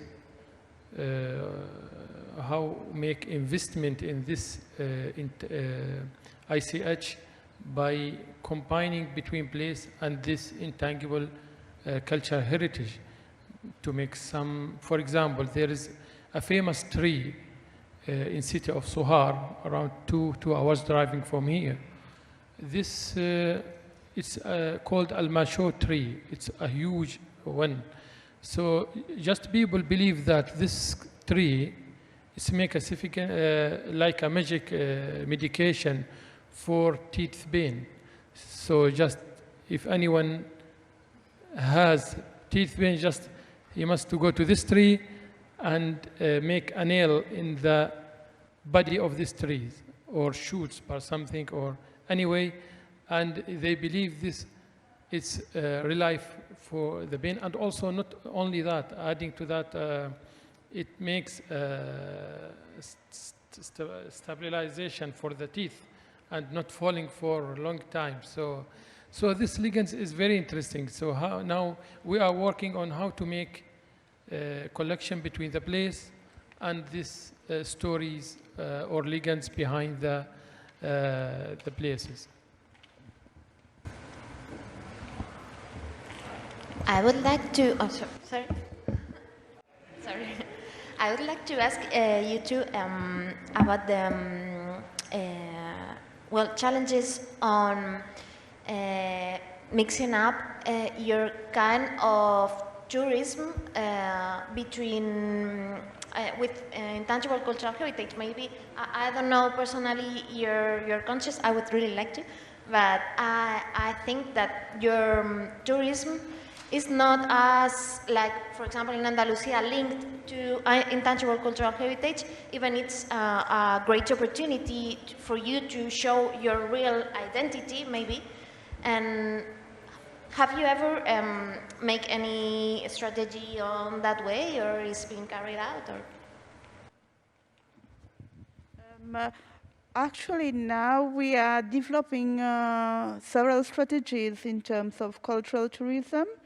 And we're working really closely with the Ministry of Tourism to develop these strategies.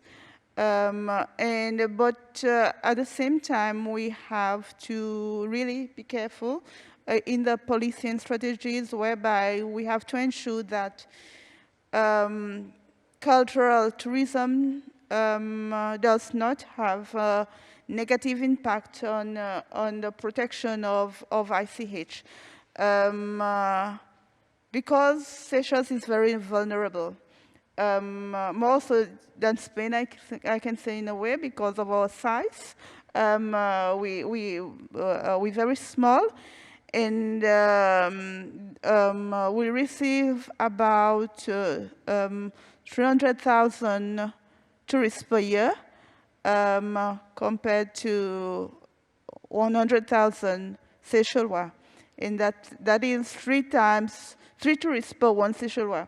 So we have to be very careful that when we open up, like, our heritage sites and also our traditions, we share the knowledge, that we do it in a sustainable manner, at the same time that we take into consideration the protection and the promotion of the ICH.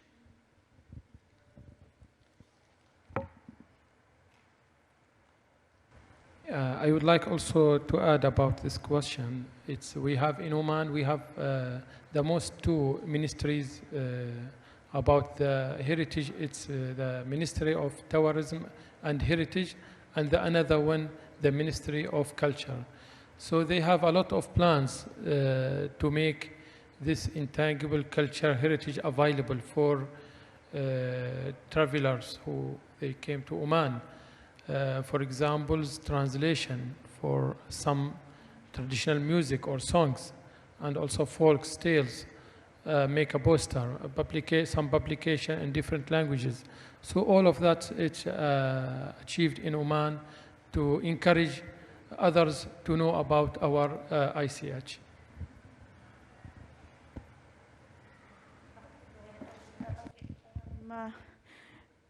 Gemma, I noticed that your inventories is like really a lot of work, you know, covering this whole region. You said 771 different places, if I'm not mistaken. Yes, but grouped in 62.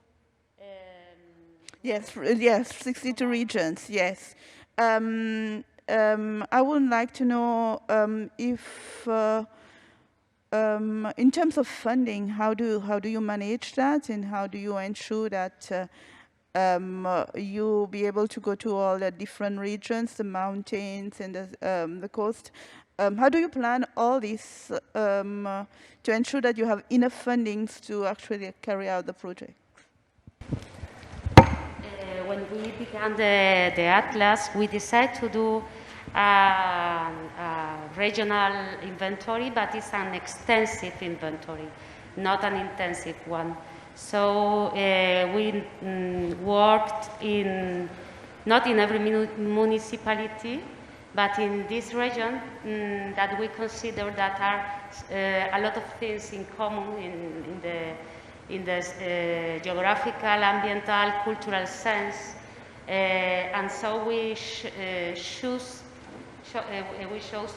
some elements, representative elements of each region, in order to represent all the productive and festive calendar, but not getting every example of this in every region. We use an anthropological methodology, so we began in 1 year, in one territory for a year, with a person in each region, working during all the year. Only the first year we have funds to do ounce funds to do this inventory. The other years we search our financial possibilities in some projects. We present some projects, international, interregional programs, to get some funds for doing and continuing to do the Atlas of Intangible Cultural Heritage of Andalusia, because it was in the same year that the economic crisis began, in the 2008 year. So it was very, very difficult to go ahead with the project. Yes, well, I don't know if in your countries you experience the same limitations, but always cultural budgets are not enough to carry on our project. So the fact that Atlas of Andalusia has had so intense and I don't know, scientific appropriate work during so long time, and with so many people, with so many anthropologists, it's almost a miracle that can only be explained to the capacity of reaching funds from everywhere, as the administrations maybe don't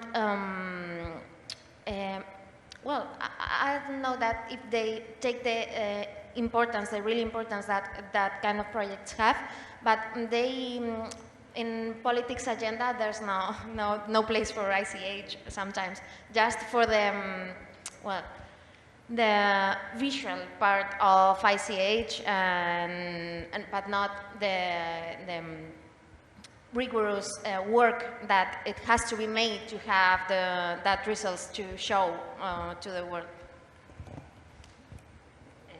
now we are not going to the territories directly by us, but it's a social participatory that allow us to continue with the Atlas.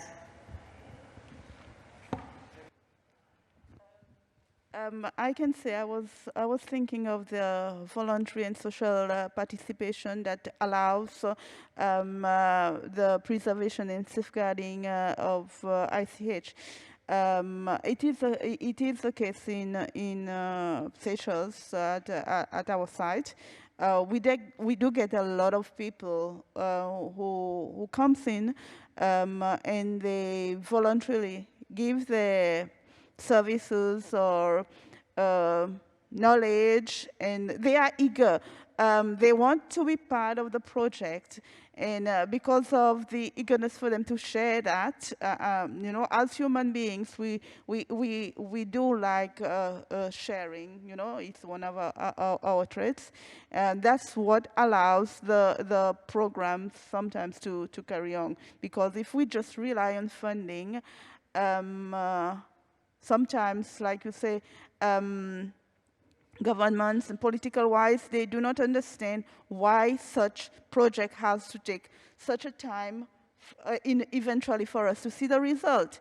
They don't see the long-term effect as we do, and they will only fund for the first or second year, and then when it comes to third year, they have other priorities. But we need sometimes to do a long-term research for us to be able to completely understand the situation and find new strategies of how to protect and preserve ICH practices.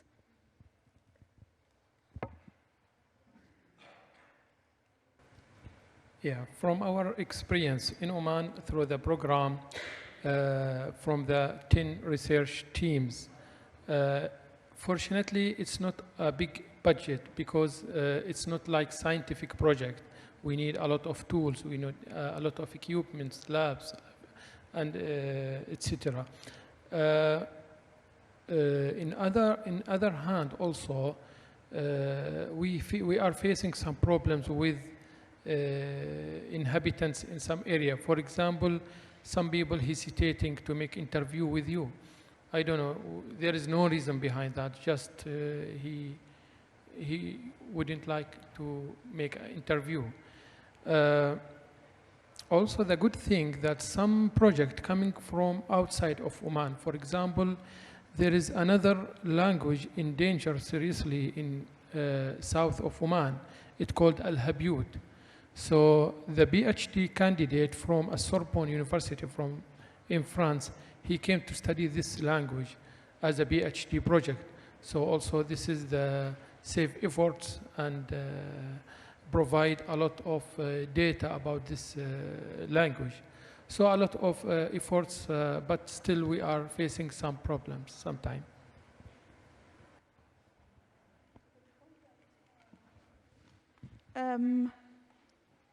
Okay. Thank you very much. Thank you very much. Thank you very much. Thank you so much. Yeah.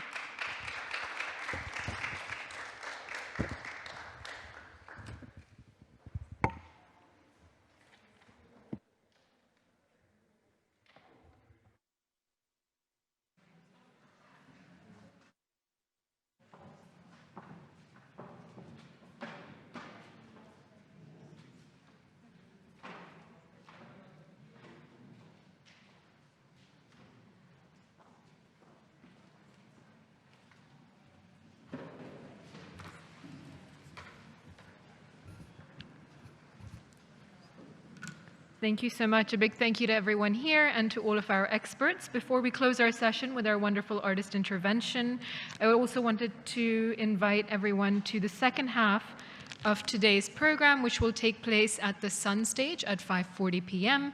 As part of that session, we will welcome a virtual keynote by Katia Garcia Anton, a Sami performance by Katarina Baruch and Anjolt Nordvik, and we'll close up with the Wedding Project, which explores wedding traditions around the region through an audiovisual presentation by Bahraini artist Mariam Al Ibrahim. Now, to close up this morning's session, we're very excited to introduce Anthropoloops, a project that combines music remixing and data visualization to compose musical pieces with fragments of traditional music from all over the world. The two main principles of the project are not to modify the original tones of the music and to visualize and open up the remixing process. Since its founding in 2012, the project has been developing a creative approach to ethnomusicology, working on the archive from a perspective opening up to the educational, historical, and gastronomic, generating new synergies with other artists. I would now like to welcome to the stage Reuben Alonso, who is co-founder of Anthropoloops, alongside Esperanza Moreno Cruz.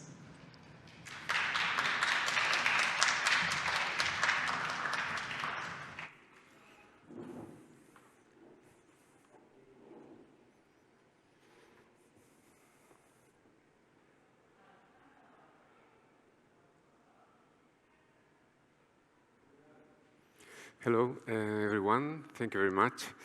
I'm really happy to be here.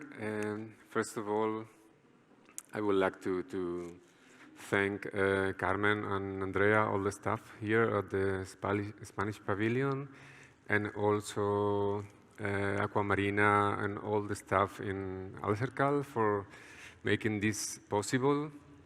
And especially I wanted to thank Gema for thinking about us, for sharing our work here. So I'm really happy to be here. Okay, what's Anthropoloops? No, I'm going to try to share with you how we work on what we do with an example. I have composed a little musical piece to share with you here related to what our colleagues have been discussing, more or less. Let's see how you think about it. And to start, I would say that for me, Anthropoloops is a way of sharing a fascination. And it's a fascination about the possibility to put together fragments of different musical expressions from different times and different places, and without changing the original pitch or tone from these musics, finding or creating this new space of dialogue of possibilities. No? So let's start, for example, listen to a beautiful fragment of recorded in the 70s from Tarif here in the Emirates, which is a fragment of sung poetry of the Bedouin culture.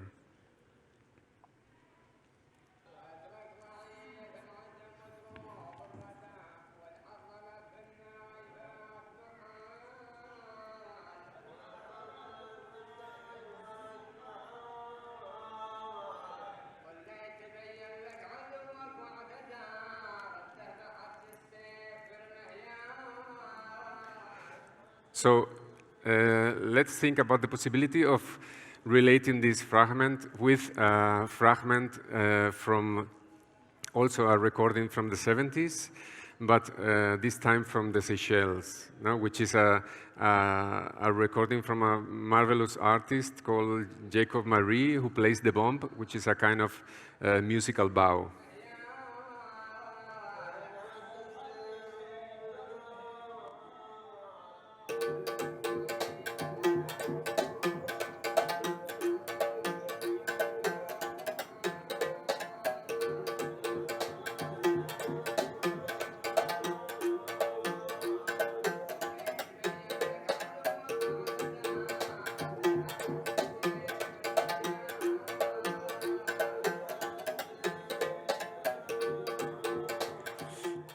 So in this new kind of space of which opens when we put these two things together, now we can also try to add more fragments from different places. No? For example, we could also combine this with a fragment of a drum pattern from a dance ensemble playing in a wedding in Sohar, in Oman.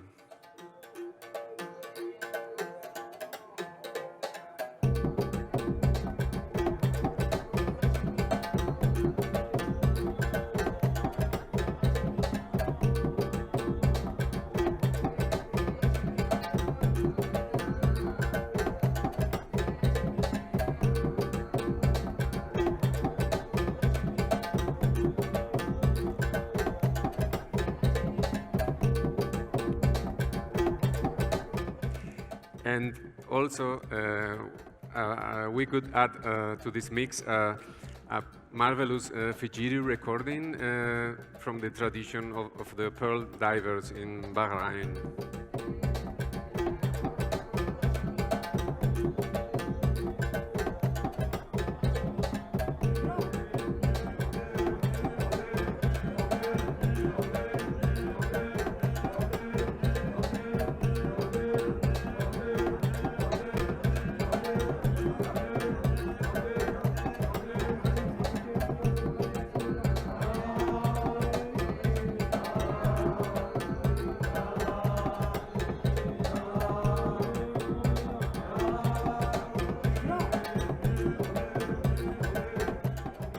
And what is also for me very marvelous, because I work always from a very organic and random way, is that we can also bring here a fragment of Alfonso Gaviño, which was singing in the 50s, so a long time ago in Bormujos, near Seville, and talking about the sorrow and the hard life of work from a flamenco approach, which is in some way also related to this melancholy and hard living that relates with the pearl divers, no?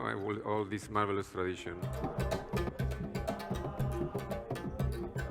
Ay, compadre de mi alma, de tragedia caemos a la persia, que penita trabaja cuando la ganancia es poca. Estoy aburrido que de esta hecha, comadre, me voy a tirar al río. Yo llevo mollares, que buena viña me dejó mi padre. Ay, compadre de mi alma, de esta hecha caemos a la persia, que penita trabaja cuando la ganancia es poca. Ay,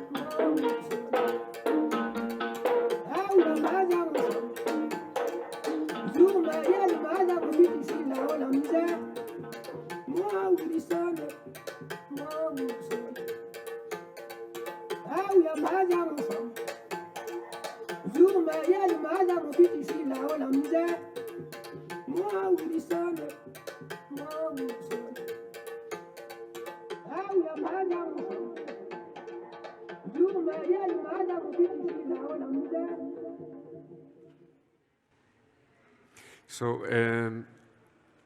this is what we started to do 10 years ago, this idea of trying to compose music using fragments from different places and cultures from all over the world. No? The Anthropoloops is an artistic project which works from the musical remix approach. I always say that we have more or less like a creative approach to ethnomusicology. I mean, we don't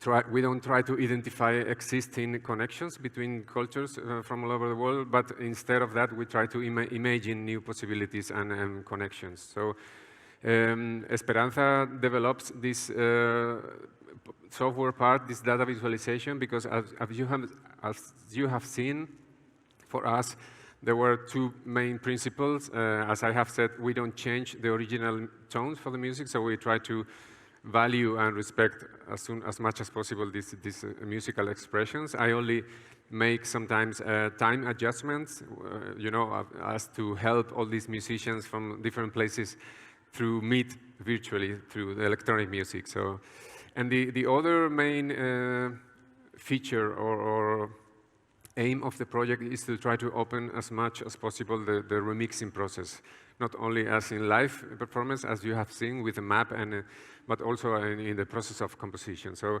this is a visualization that Espe did for trying to visualize the kind of archive that we work from, because all of the music that I use come from the web. I mean, I only use music that is accessible on the internet through different kind of cultural institutions that have open libraries and open repositories, but also very important to like a network of music lovers and collectors who in their blogs, this is a visualization of the relationship of the more than 200 blogs that I follow, and they share all vinyls digitized that cannot be accessible so the people can access to this music. So for me, my first approach to this was like enjoying and accessing this richness of musical diversity that is accessible, and also try to give back something. So every time when I make a new composition, we always share the links so the people can access to the original music that is inside the piece. So the project has also a musical part, as you have seen, but also a visual part. Every time I make a new composition using songs from different records, I always try to use part of these covers to do like a new cover for every piece, no? Like a little collage that in some way translates all this musical collage to a graphical level. And for example, since 2012, we have published two mixtapes or records. This is the 8 covers of the first record. These are the 8 covers of the 8 pieces of the second one.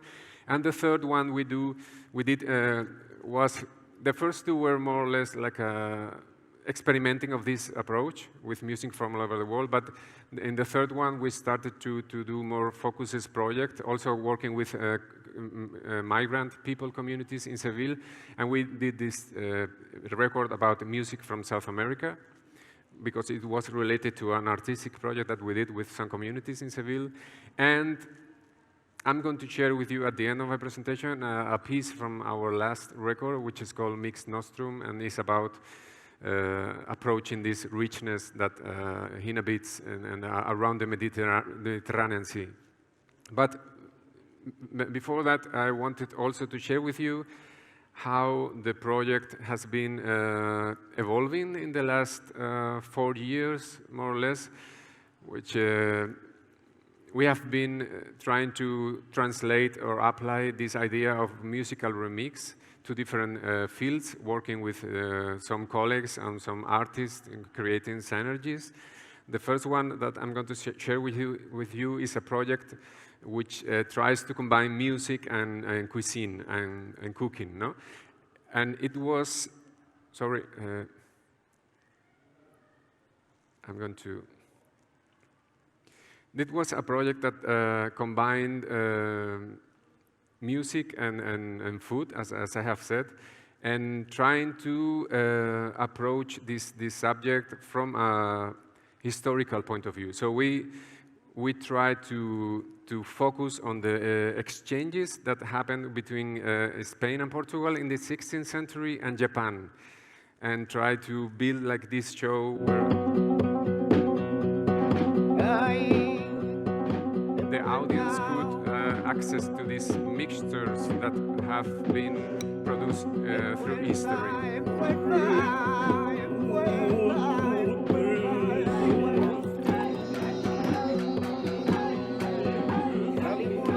So we created this immersive experience around a table where the people could eat recipes that mix things from different cultures from Spain and Japan, and the music was also trying to combine music, polyphonic music from the 17th century and Japan classical music, so everything was like a spectacle around the table with trying to interpret this music historical influences. This was a project that we did with La Placita, which is a collective from good friends, architects and cooks.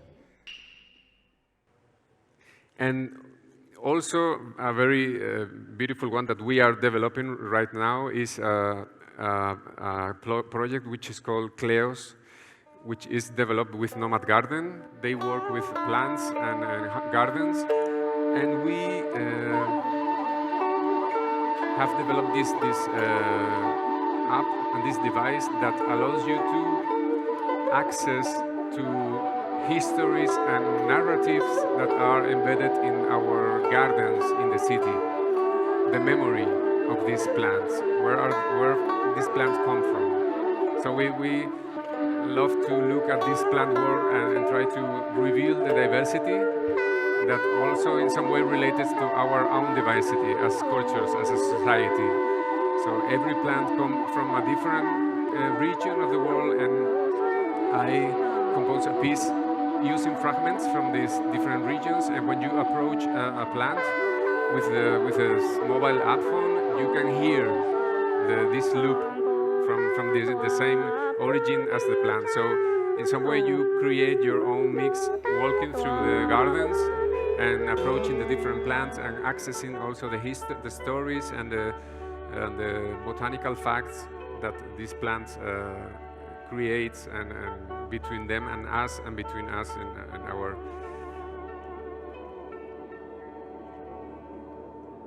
This is a project that we are developing in different places. We were in Seville, in San Sebastian, also in Canary Island.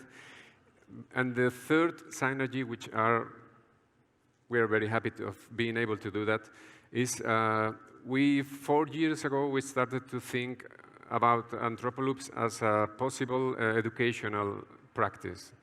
So we tried to imagine how could we translate this musical remix approach from the art field to the educational field. And we have started to develop tools, digital tools and methodologies to work in schools and contexts mainly in Spain, trying to use remix as a tool for celebrating diversity, for cultural inclusion, and working in schools with a lot of students from different cultural backgrounds. So we try to give the kids tools so they can also play in a very playful way and also in a musical way with their own identities and their own process of being there and relating to the memory. No? So we are a group of different people, the software developers and artists, DJs, and music and educators. And we try to, as I said, to develop new tools also for the teachers to be able to use in this contest. I'm going to share with you a short video because the best that can explain this kind of project are the kids themselves. En la biblioteca. ¿En la biblioteca de dónde? Del Colegio 6 de San Febrero. ¿La Virgen se la ha llevado o qué?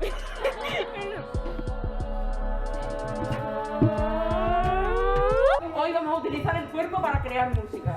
No va a ser solo con los dedos en el ordenador, sino que nos vamos a mover y con el movimiento que elijáis vamos a crear música. Para yo sonar tengo que tocar a Fran y después tocar a Ali. El bebé, el Mohamed, sí.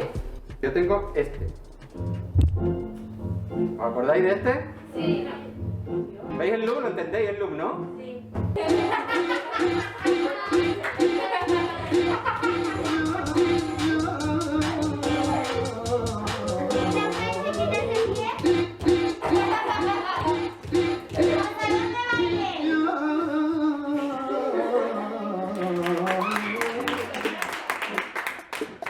Hola, me llamo Shari, ShariB.E. Antes yo no escuchaba música electrónica, pero ahora ya sí puedo escucharla. Y también música de DJs, que ahora sí, me gusta. Cuando la gente bailara música me sentiría muy alegre, porque me había sentido orgullosa del trabajo que había hecho en todos estos meses. Hola, soy María y me gustaría que en junio hagamos una discoteca en la biblioteca. Pues divertido, porque coges loop de otras canciones y mezclas y pasa el tiempo muy guay. Ragua son dos chicas, DJs, pero que hacen canciones electrónicas y ahora nos están enseñando cómo hacer esas canciones. Yo me siento que puedo crear otras canciones por mí.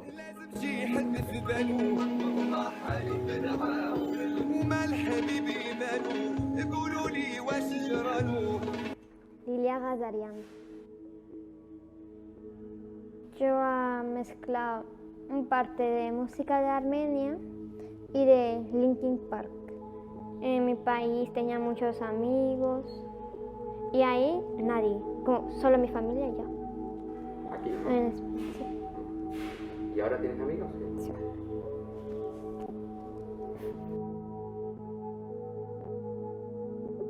Para mí ya empezaba a pensar un poquito distinto de música porque yo solo antes escuchaba inglés.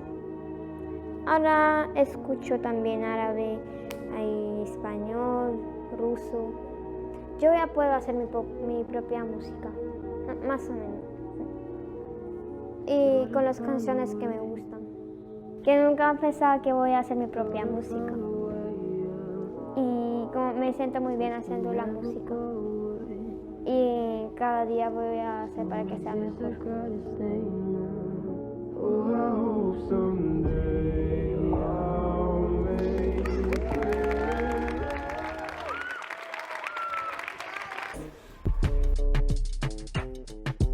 Si te gusta cantar, este será tu hogar. No te lo pienses más, con la música lo vas a flipar. Si te gusta esa canción, gritarás ¡Antrópalo!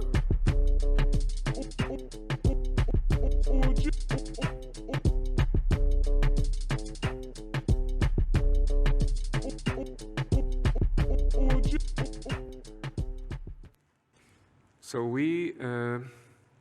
I'm going to play for you one piece of this last album that we did about the Mediterranean Sea. But before that, I would like to share with you some reflection that is really very important for us. We think that every cultural or musical artifact that we have now is the outcome of historical process of hybridization, of mixtures, of creolization. So it doesn't matter if these are like young ones or old ones, and then we have no perspective or memory, but I believe that everything is everything unique is the outcome of something shared and something mixed with different things. So we always try to think from this approach into to music and to creativity, and also because I think it's very important to acknowledge this, to think about the future and how we can think about our own identities in a more open way and a more powerful way. So thank you very much.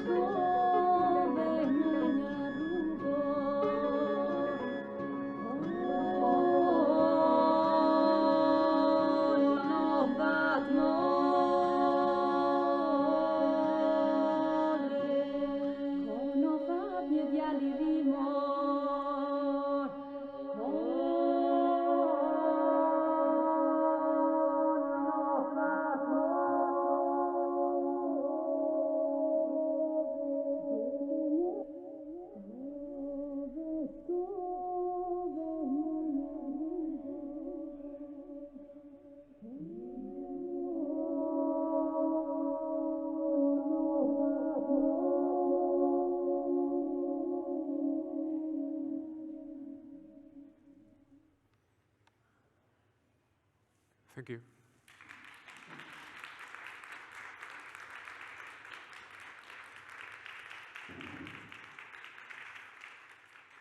Thank you very much.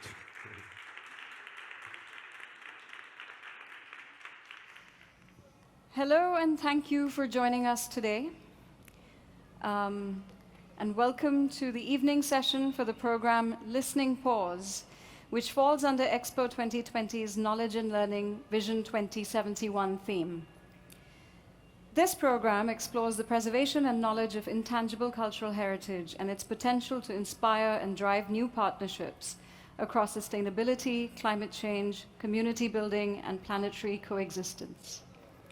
As you will see, we have a lot to learn from those working to ensure that these valuable cultural practices remain relevant. At a time of rapid and profound change in our socio-economic and natural ecosystems, intangible heritage is more likely than ever to disappear.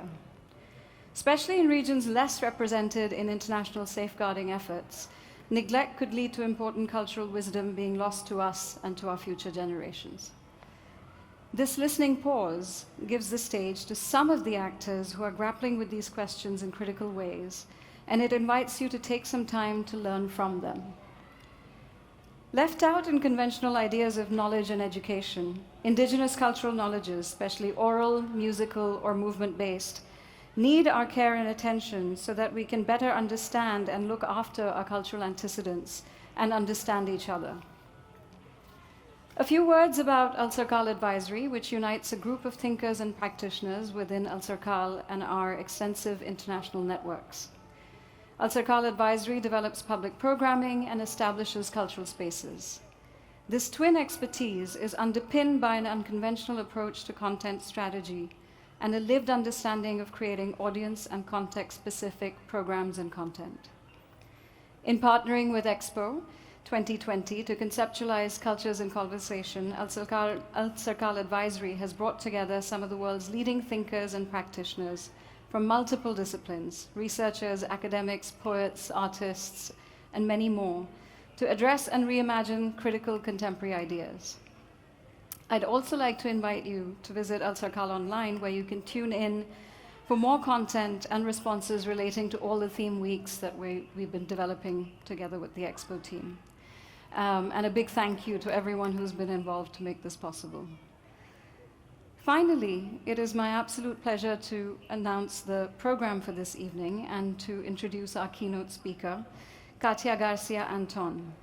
Katia is the director and the chief curator of the Office for Contemporary Art in Norway.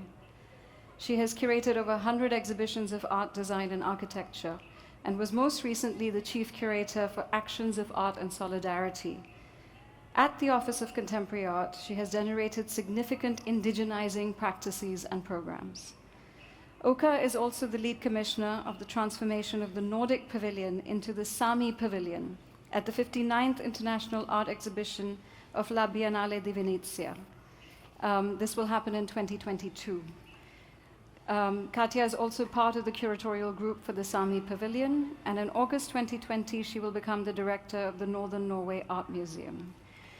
After Katia's presentation, which is titled "What Happens to the Land Happens to the People," we will have a live performance by the extraordinary Sami musician Katarina Baruch, and then it'll be followed by the Wedding Project, which is a series of audio and visual projections curated by Mariam Al-Ibrahim, who will then take to the stage and she'll tell you more about her project. So we'll have a brief pause and then the presentation by Katia, and then of course, please wait for the live performance with Katarina. Thank you.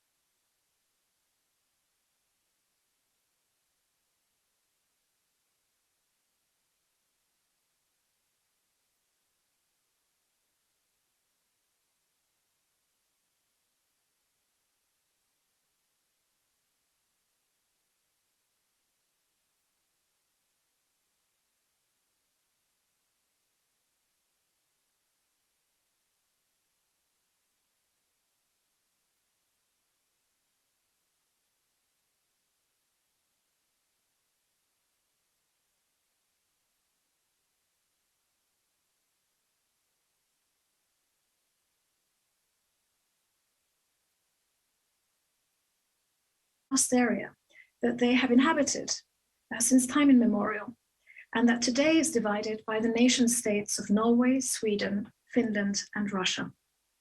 My talk is called "What Happens to the Land Happens to the People." And I'm going to start the image presentation now. So bear with me for a moment as I connect, and I'll continue talking.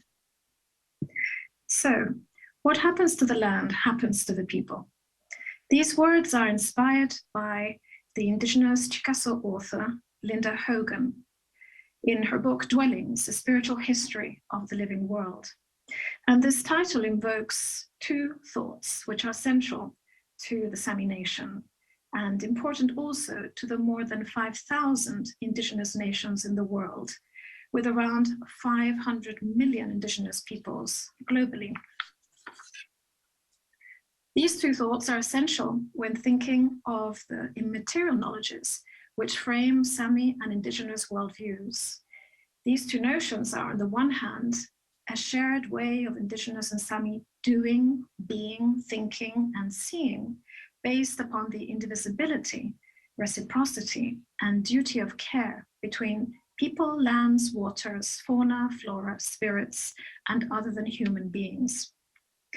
And on the other hand, a shared experience of genocide and ecocide generated when colonialism attacks those very bonds of reciprocity. And with this in mind, it's important to state clearly, as this very evocative GIF by the Sami artist Maridana Sara says to us, there is no post-colonial for the Sami people, for indigenous peoples.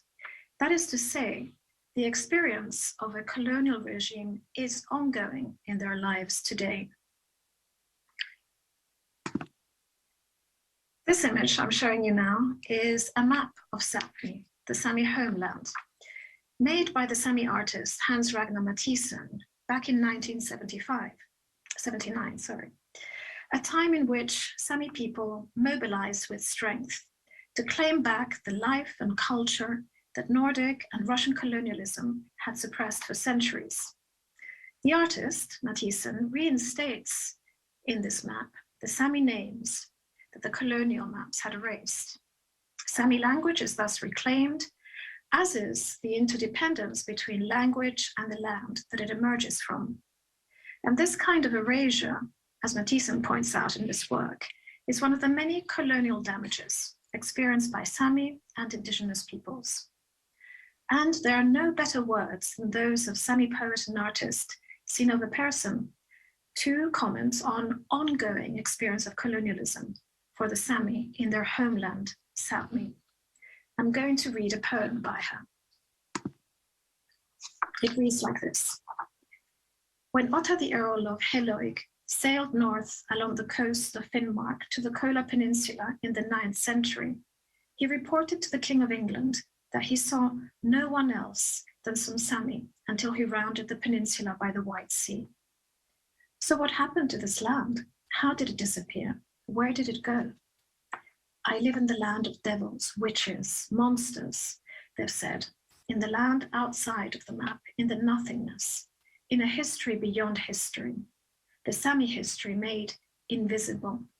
On the real map, the Sami names are washed out, do not exist. Every mountain, every lake, the remotest places. Where is my land? Is it a trauma, a dream, a utopia? Who are we? Strangers, foreigners, guests in our own land, brainwashed to believe the pseudo-stories about ourselves. A history the modern Scandinavian states do not want to hear.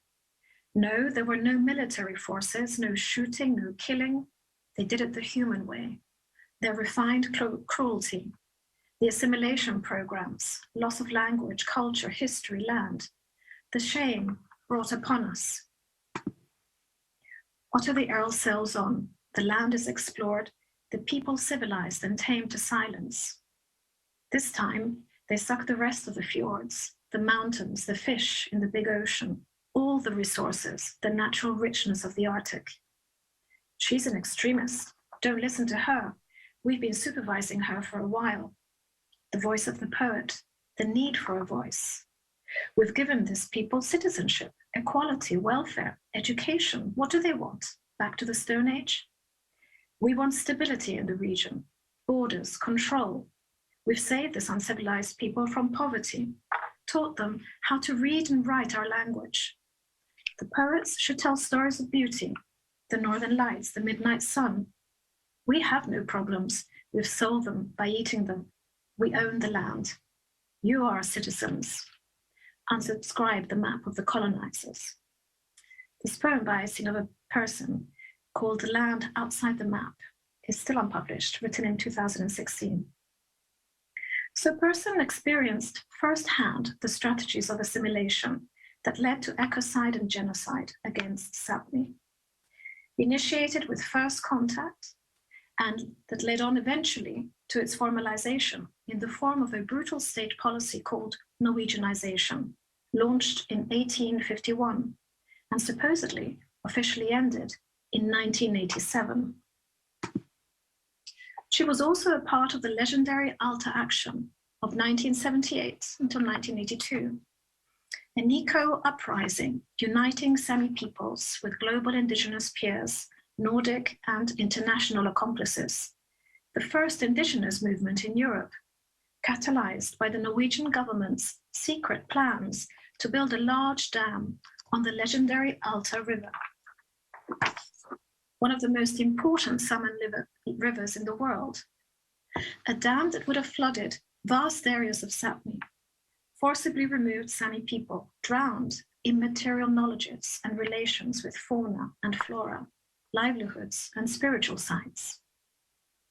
The Alta action was a moment of hope, a chance for possible alliances to collectively rewire society across the Nordic region and internationally. And we know it impacted the whole Nordic region. For example, in Norway, some important gains were made. Signing the ILO 169 Convention of the United Nations for the Rights of Indigenous Peoples. The Sami Parliament of Norway was created in 1989, although it has no legislative power. A Sami cultural infrastructure began to be built, mostly around language and education. However, we also know that the sovereignty of Sapmi was never negotiated in Norway or in the Nordic region. And this means that large parts of what is today called Norway, most of it in fact, is premised on unceded lands.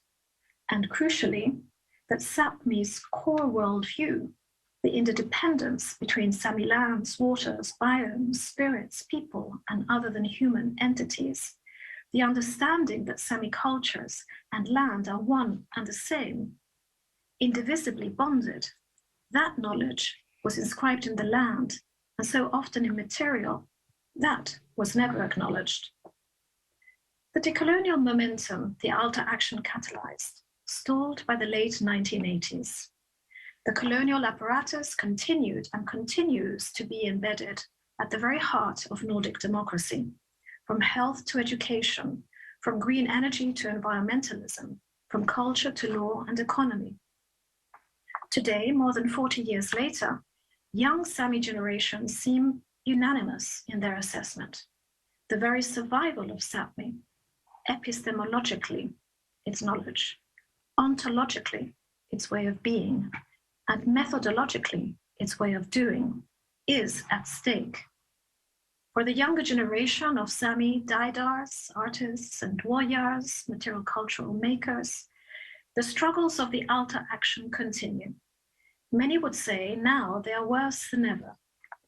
And they all would agree that their goal today is survivance. Survive, resist, and be present.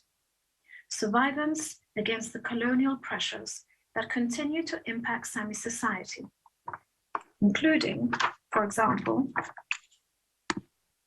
the green colonialism of this Fossen windmill park, and against the impact of colonial mineral extractivism, such as the toxic dumping of global cooperative mining in the Rappa Fjord in Sapmi in northern Norway.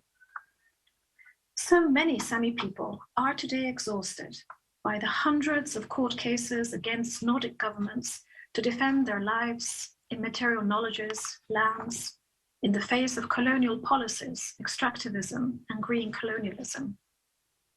But the paths of politics and of the law are running out for Sapmi. And for many, the only chance today in which survivance can be activated is through the space which the Western system calls art. Interestingly, Sami society is finding that it is in their creative figures, their daidars, their dwoyars, that through the space of art, they are most successful at having their stories and knowledges heard. Here we have a quote by the Sami artist Anders Suna, and he says, "Imagine being able to speak all the world's languages without saying a sound, to reach people's hearts first and then their consciousness. The anger you are carrying suddenly finds a way to emerge, but in a more creative form, stronger than iron.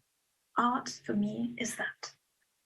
And like Anders, There are many Sami, Daidars, and Dwoyars who are leading projects across Sapmi in which their practices come together with those practices of nature guardians, reindeer herders, fisher people, spiritual leaders, scholars, and thinkers. All of them work in order to heal, repair, and research.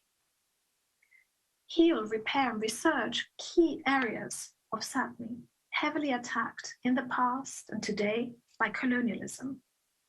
And at the heart of these processes of healing, repairing, and researching is the Sami understanding that humans are not at the center of the natural environment, that the land and everything it provides to human existence is a gift, and that this gift comes with a responsibility of care to reciprocate. It is through this duty of care towards these reciprocal relations that one's ability to live a good life is measured, and this generates one's caliber as a human being. These are the central elements of a Sami worldview, and it is their defense that the young Sami generation of today's Daidars and Dwoyars are mobilizing, with practices such as that of, for example, Oti Pieski and Eva Kristina Hadlin.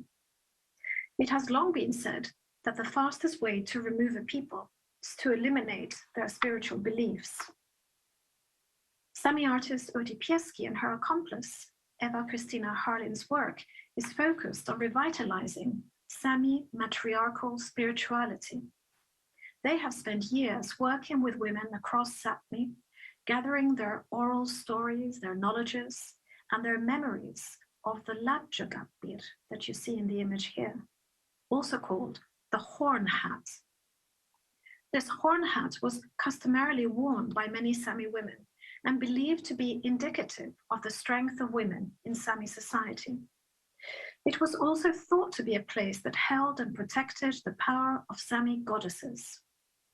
This Labjagapir, like the Sami drums, were stolen, stored in museums, burnt away, to erase spiritual Sami knowledges, but also to repress the central position of women in Sami society.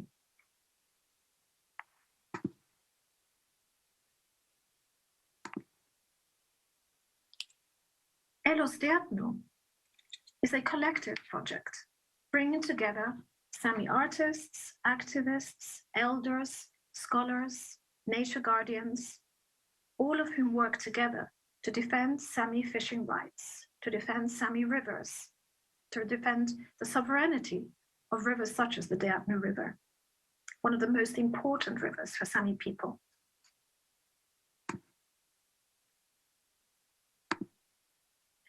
This project is ongoing, and it involves the declaration of a moratorium on colonial law that affects the river.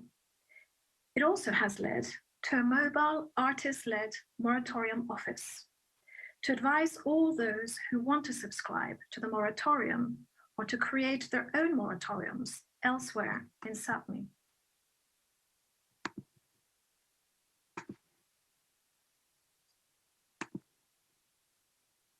The people behind all of these projects are Sami Daidars and Dwoyars.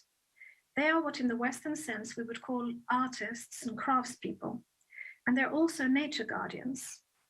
They're spiritual language and knowledge holders, holders of immaterial knowledges, and their creative practices not only decolonize, but they Samify, and they heal, they repair, they research, they strengthen knowledges and practices transmitted orally over centuries, using the spaces of art to bring them back to society and generating in their wake new Sami-led realities and futures. So I have mentioned all these points to emphasize why accompliceship has to be driven by the perspectives of Sami and indigenous peoples. And an important Sami perspective to position the work of accomplices is clearly explained here with these words by Professor Harold Gasky. Speaking on the centrality of elders and of immaterial knowledges, in Sami worldviews. He talks of labtet olmolakai, to behave like a human being, and guldalit, which he describes as to listen to listen for, explaining that the traditional Sami approach is to listen to and to listen for the messages from nature. This ability to gulat here has always been respected and regarded as one of the most vital competences for ongoing survival, not only as a Sami, but as a human being in general. Gaski's notions are vital to make us aware of how hegemonic practices of modernism and colonialism have attacked the heart of indigenous existence.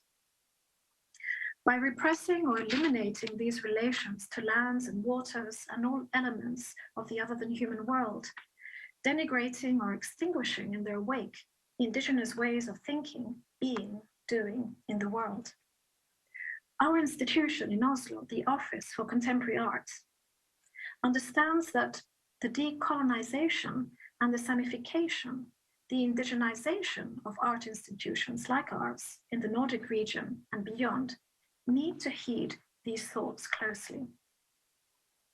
This is why we have been collaborating with Sápmi for 8 years or so, building our institutional work as accomplices to Sápmi through dialogues, gatherings, journeys, collaborations that lead to exhibitions, conferences, and publications. And now to finish off this talk, I want to share with you a historic project that we're in the middle of putting together in the Office of Contemporary Art in Oslo. The most elaborate and the most work-intensive project of Samification that our Office of Contemporary Art has embarked on to date. And this is the historic transformation of the Nordic Pavilion into the Sami Pavilion at La Biennale di Venezia 2022, which is the grand lady of all art biennials in the world. And at the core of the Sami Pavilion project is the work of 3 Sami artists, Marit Anasada, Anders Sunna, who I mentioned earlier, and Paulina Fyodorov. They come from the Norwegian, Swedish, and Finnish sides of the borders that divide Sápmi. And I'm going to talk briefly about their work and how it advocates for indigenous Sami worldviews and immaterial knowledges. And to do so, I'm going to show you 3 short clips from some films that we made recently of these artists, starting with Anders Sunna.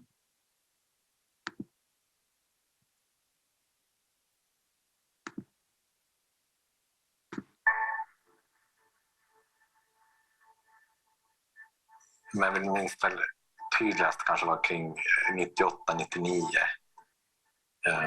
när en av landshövdingarna hade beslutat att de skulle slakta bort alla våra renar. Och då minns jag att man blev förbannad och då började man ändra lite på teckningar, hur man ritade och sånt där. Och det var ju då jag lämnade och målade på duk helt. Så då började jag bara på såna här träskivor för att då kunde man gå hårdare på ytan. Hämnd är också en slags glädje. Nej, men det blir ju det med konsten att du ger ju igen på ett sätt. Du skadar ju inte någon fysiskt, men de som har gjort det de har gjort får stå för sina saker och så att alla andra får reda på det och att det visas. Bara det är ju också ett sätt att hämnas på. Att man berättar vad som hänt.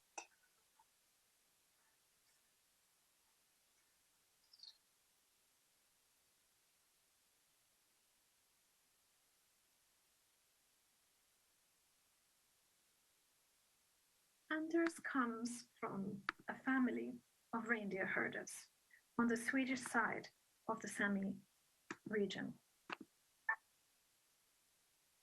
And after 50 years of fighting, and despite Sweden having signed the United Nations ILO Convention 169 in defense of indigenous people's rights, the Sunna case has only escalated into an absurd complexity.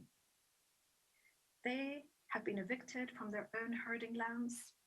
Their earmark registration, which is needed to own reindeers and is inherited over hundreds of years, has been removed, and although there are amendments in the law indicating that Anders's family may have been in the right all along, the fact is that the state has misinterpreted the law, and yet no court nor institution seems to have the power to undo or compensate for this fatal malpractice.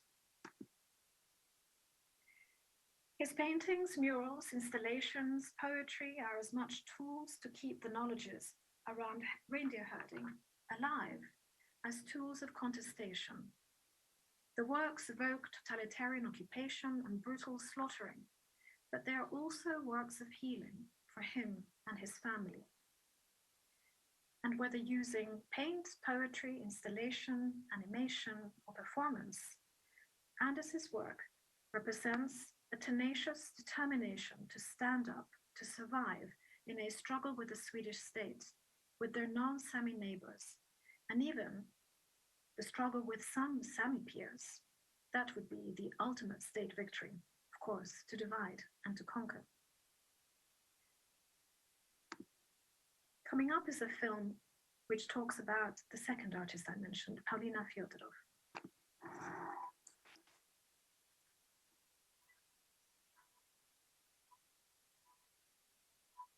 Muleba aina vain mutta saimla kostne jauam kansysteemasta mustlesi vain saranta tälle mu piarra jäurta tälle mu solko päitsi tätä kostmu madraji ja madraji tälle säästä häutu päitsille topeni.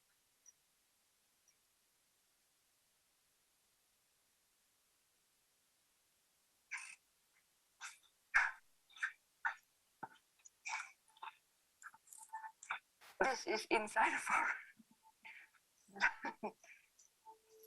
Kun ton sarnat ääsit, maitton niklaku koste sarnun, millä topen seestlämmus. Kun ton kaunot nukam weije tätä haami sarnettan pouks. Tät muttaituu, ja kun tot omas muttain, niin tätä. Seitimo tai se.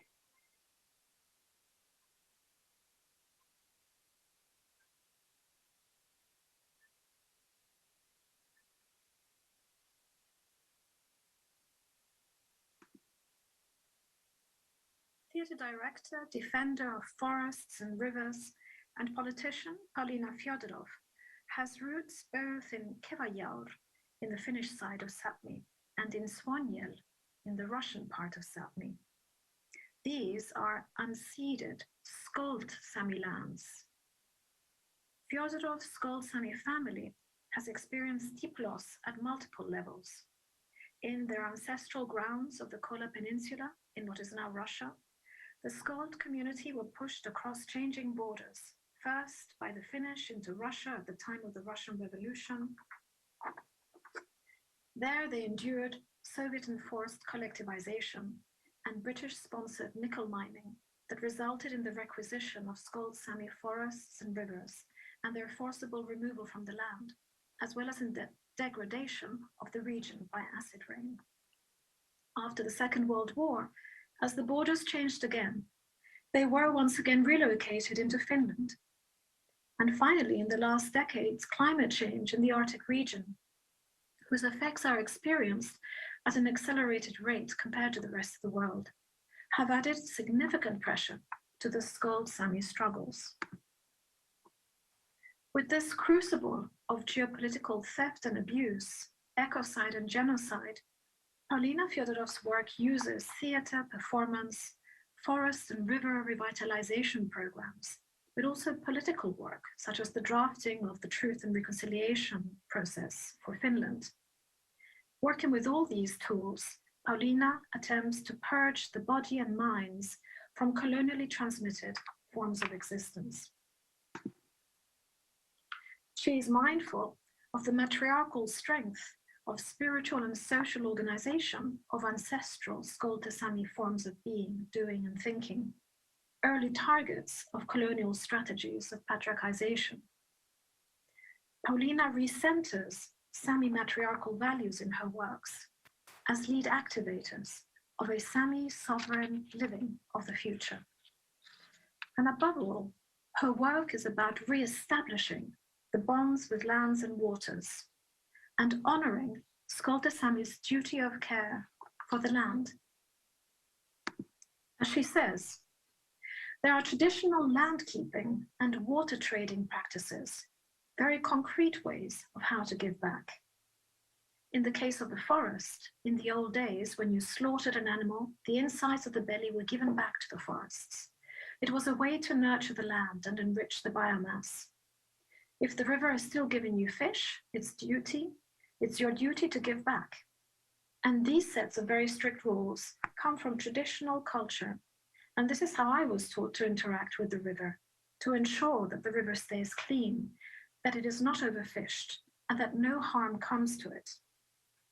Giving thanks means that there is a bond between the two parties. It is a two-way bond that always carries an obligation if both parties are to survive. Travisam huilu parakan tienni just den jag farmo för voikkalusvuoden. Att huilu aasi min ellimis min eläusaikon. Tällahteko ääraalla muitte faamukulde ja mi silhteko peilusvuotta mankilahkai vaihkuista ja vuoriitista ja sodsiedmet. Ja tahka joita olemme.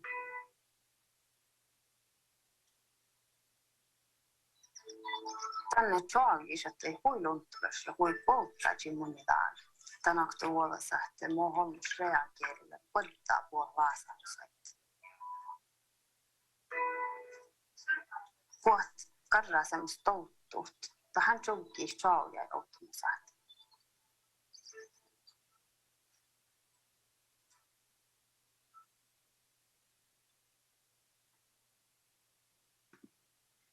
This was a short film about the Sami artist Maritana Sara, the third artist in the Sami Pavilion in the Venice Biennale. She's based in Grotegeno on the Norwegian side of Sapmi and comes from a reindeer herding family. She has therefore lived firsthand the struggles that reindeer herders face with colonial Norwegian law, as well as the cultural and spiritual loss experienced when herders are forced to abandon their practices. She is an awarded novelist with narratives based on Sami cosmologies, informed by oral histories transmitted over generations. In her novels, she explores the tensions felt by Sami teenagers growing up in families that fight to maintain deep Sami worldviews in the face of the modern values of consumption increasingly around them. But for the past 10 years, she has focused on her artistic practice. Internationally, Maritana is mostly known for the large work Pile of Sapmi that you see here on the screen, presented in Documenta 14. This was a long-term process work consisting of installations, festivals, screenings, debates, lectures, crowdfunding, performances, texts, and so on, which brought attention to the case of her little brother, Jofset Sara, a young reindeer herder whose herd the Norwegian state wanted to cull so drastically that it would have brought him to bankruptcy. Eliminating the younger and most fragile reindeer herders is clearly the fastest way to eliminate reindeer herding. Jofset, backed by his sister and family, fought back, winning at the district and regional courts in 2016-17, but defeated at the Supreme Court in Oslo in 2018. The impact of this exhausting, expensive, and crushing process brought Maritana to a new level in her work. And her current focus is on the need to heal the wounds and traumas inflicted by the colonial apparatus, to repair the bonds of reciprocity with lands, waters, and animals, and to resurge, as a result, Sami knowledges and spiritual values. In her current work, Maritana tells us that to heal the land is to heal people, and to heal people is to heal the land, and that there's still hope. So I want to end this talk by going back to the start to the indigenous Chickasaw author, Linda Hogan, and her words, "Here is a lesson. What happens to the land happens to the people. Whilst there are still lands and waters and people, there is still hope." Being accomplices to indigenous peers requires a determination to keep expanding that window of hope and to advocate for indigenous peoples, their immaterial knowledges, and their ways of being, doing, thinking, and seeing the world. Because they always were and always will be, to borrow an Aboriginal dictum. So I'm ending this talk. I'm saying Olugitu, which is thank you in Northern Sami. And I want to take this opportunity to thank all of those Sami and Indigenous peers who have so generously helped my colleagues and I in Oka in our journey. And to say thank you to you for listening to our story. But let me come back to you. There we are. So now it is my greatest pleasure to introduce you to the next phase of this wonderful day, to the incredible Sami yoika and musician, Katarina Baruch. She is one of Sapmi's most extraordinary live artists today. Raised in Luspie, Gajeregi, on the Swedish side of Sapmi, and currently based in Oslo. Katarina Baruch's unique and distinctive voice, in combination with a steadfast presence on stage, creates a memorable space of vulnerability and strength. She delivers a fierce yet deeply down-to-earth mix of pop music, traditional Sami yoik, and improvisational elements, and sings in her mother tongue, the Ume Sami language. The Ume Sami language is on UNESCO's red list of critically endangered languages. But many Ume Samis are today taking the language back. And as Katarina says, doing music in Ume Sami is a way of inviting my friends and the audience into my universe. When I perform, I see inner images of place, people, and events. I try to take the audience with me to those places and to my emotional state. I believe that many have adapted to today's rapid society. And I want my music to bring freedom, a breathing space for people to rest in what it is like to be human. Over the last decade, Katarina has toured through Europe, giving highly appreciated concerts. And in 2020, she received one of the most eligible writer and composer prizes in Sweden, the Skaps Kulturbergspris. She has just completed her second album with the Norwegian producer Arnjot Nordvik and Christo Sandnes. And today, in Dubai Expo, Katarina will, for the first time, perform a selection from her vocal piece, Satna Yatta. She says, with her collaborator Arnjot Nordvik, and with visuals from the artist, filmmaker, and storyteller, Anna Leinonhjelm. So, please join me in welcoming Katarina Baruch. Bye-bye.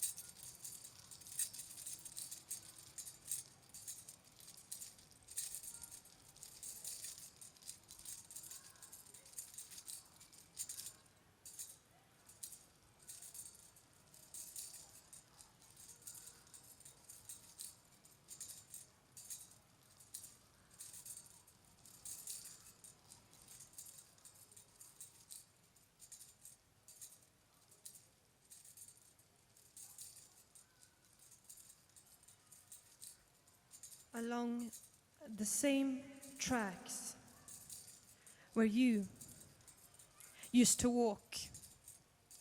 Now, many traces have left this place behind. On the same ground where you were raised, now many traces have left this place behind. On the same lands where you were raised, where you used to struggle, now we're still struggling to make sure that we can live on our lands. The same beaded adornments that you wore in your hair, now I'm still wearing them as a sign of pride in my hair.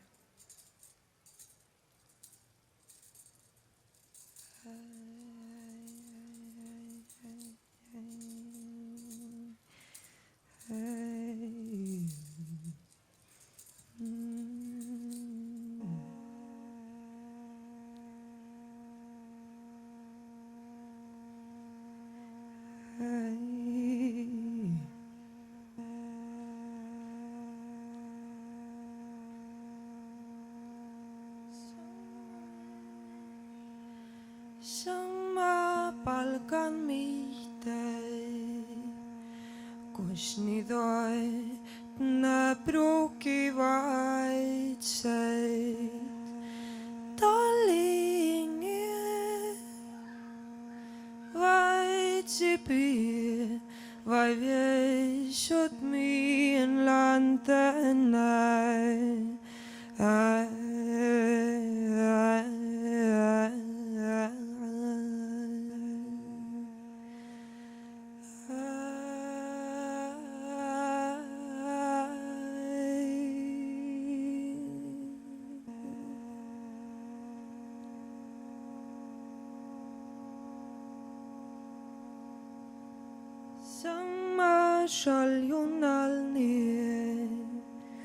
Kusnidoit na piashrit o taligililwat yam lagot amatat siestai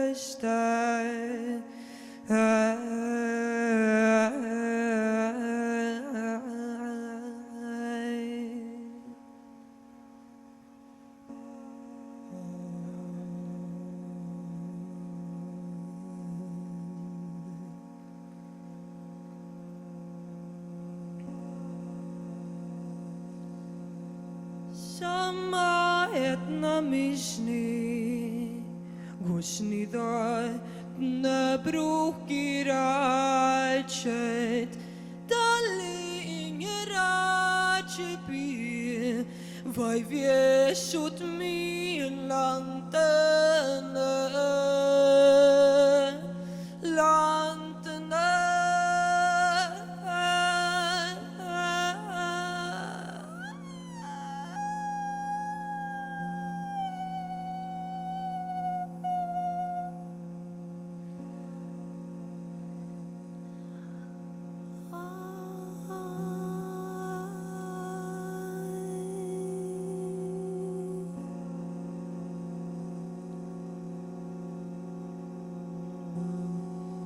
Sama parkeldakai Mighty doi na itni waptana Dali inge guatabdab Mi haswat waptana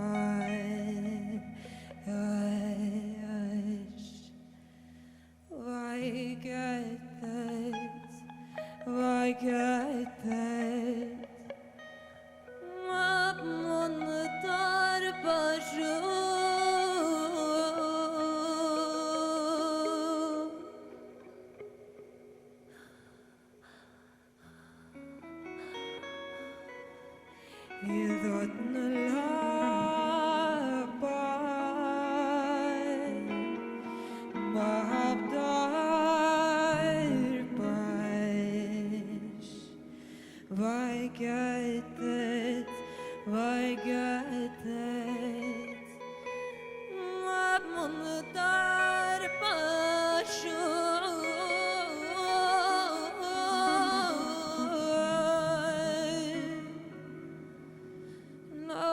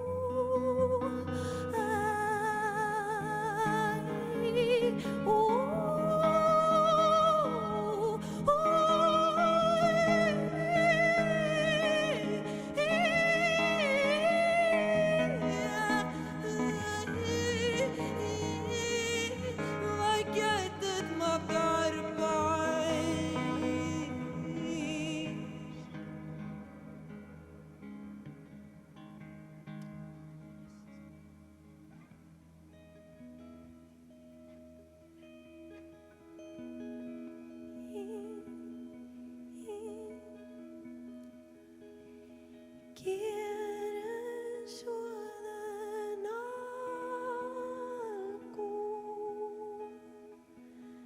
quieres ودن algo, quieres ودن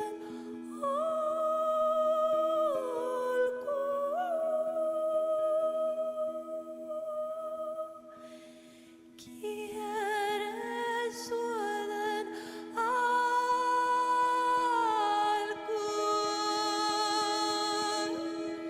quieres ودن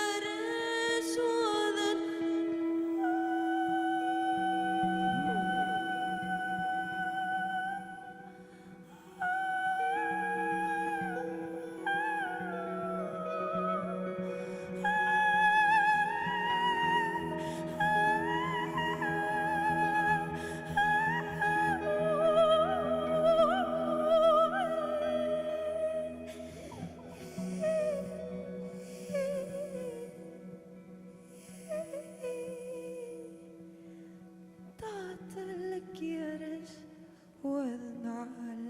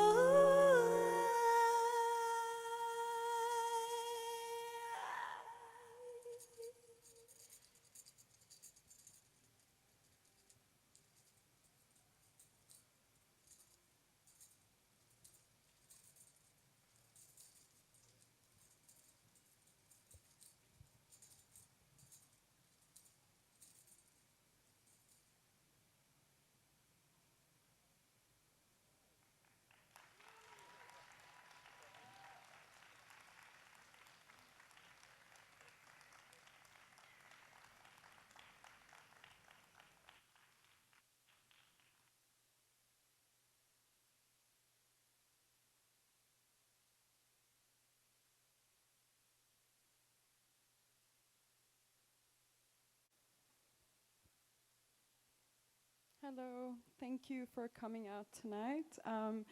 We're about to present the wedding project, which is part of the Intangible Heritage program held by Alserkal Advisory in collaboration with Expo.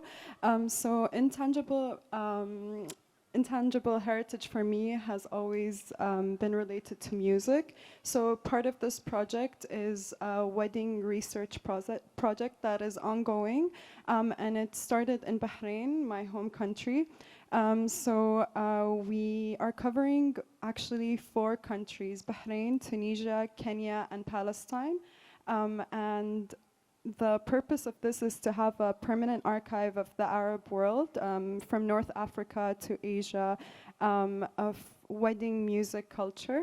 I noticed that a lot of the traditions that we hold at our weddings are connected or have a certain instrumental element that is in common, or a certain dance that is in common. So we really wanted to put together found footage and field recordings that represented each of these countries. So you're going to see the countries in order of the following, and I'll be introducing each artist as well, just so you know which video belongs to which artist. So the project will start in Bahrain and then move to Tunisia, and then Kenya, and then Palestine. So for the first documentation of Bahraini wedding culture is presented by Zahra Khamisa, and it's titled Deconstruct Dezza. The Dezza or the Zaffa is very common in the Khaliji region and is a memorable call to action to turn, admire, emote, and pause in complete contemplation. This Dezza is recorded at a Bahraini wedding in 2021 and deconstructed and then layered and fragmented by Zahra in collaboration with Keegan Costley. So you're gonna hear the Dezza in a layered and fragmented way that you might have not heard it in before. Zahra is a writer and observer. She's based here in Dubai, and in a previous life, she was a drummer. The second video is from Tunisia, and it's titled Ummi. It's by Kadhim Brini, who's an activist and music coordinator from Tunisia. His interest lies in researching music of the mid-southern region of Tunisia in North Africa. So you're going to see in the Tunisian video a traditional wedding singer under the name of Reem Hamdi. She comes from Tatawin, which is an area in the southern region of Tunisia. And she's known for bringing her newborn child to many of her performances. In her work, you're going to see she balances her love for motherhood and performance, so she's carrying her baby whilst she performs. Some of the lyrics are of Amazighan descent, which is an indigenous language in Tunisia, and she sings to her child and directs most of the lyrics to her. The third video is from Kenya. It's titled Glass Islands. It's by Amira Tajan, who is an artist inspired by riot girl bands of the 90s and a feminist of her rebel grandmothers. Amira Tajan is a Kenyan film director and artist. She tells lyrical stories of women and underrepresented subjects. So in Glass Islands, you'll see actually a celebration of the lesser known art of vugo, which is an ancient tradition practiced by Swahili people in Lamu. It's an island off the coast of Kenya, and it is a song and dance ceremony constituting one of 4 days of the wedding celebration. The bride's family hosts the ceremony, which involves women creating percussion-based sounds with drums and a hollow animal horn and stick. The lyrics are a poetic homage to the mother of the bride, as well as the bride herself. And the last video is from Palestine. It's titled Uncle Jamal. By artist Mu'min Sweitat. Mu'min Sweitat is a London-based Palestinian theater director and filmmaker who trained at the Freedom Theater in Jenin. So please enjoy the videos.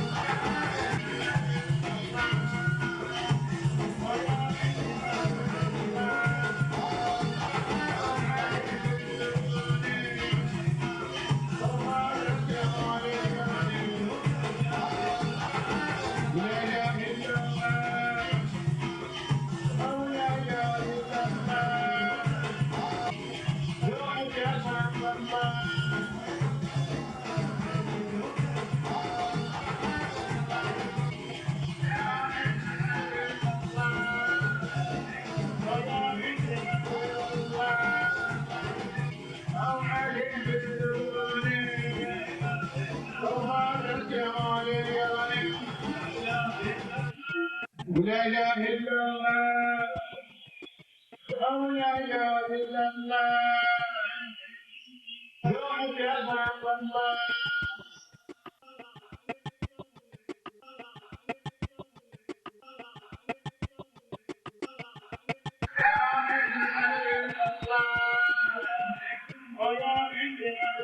الله أو عليك بالذنوب وهذا الجمال اليوم لا إله إلا الله أو لا إله إلا الله وحده الله